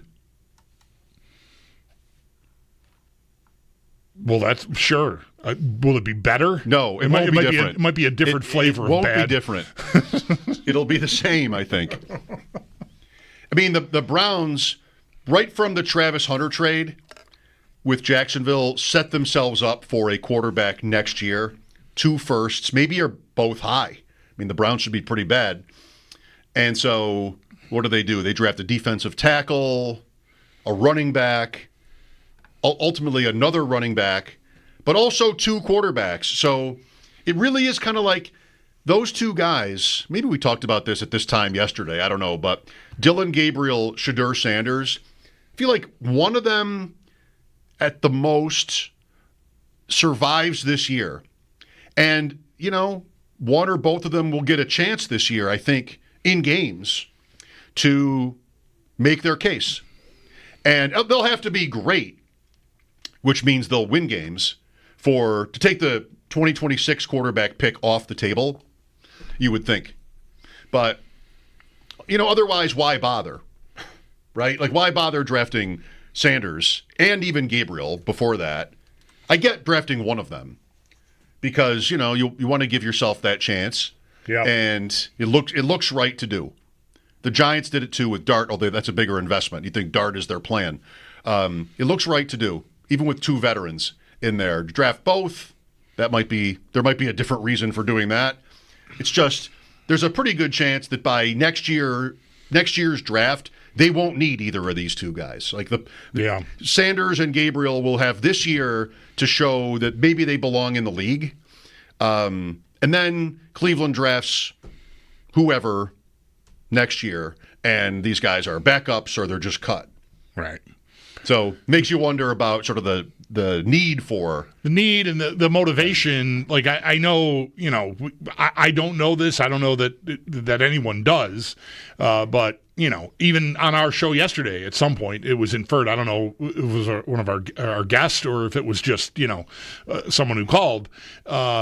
That's the owner. Like the GM and the coach drafted their quarterback when they drafted the Gabriel kid, and Sanders is still on the board, and the owner's like, okay, yeah, that can happen. I'm not sure that it did, but it looks just the timing of everything coming together the way it did.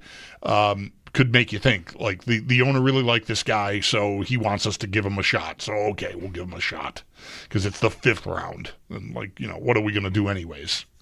Who knows? But what about fantasy Bulldog with this Elijah Moore? Where are you going to rank him? You're drafting tonight. Where are you going to rank? Can you imagine Bulldog drafting tonight? This always goes so well when you approach these segments like this, like with asking me, what are you going to do? I don't. Don't care. Not on my board. I don't have a board.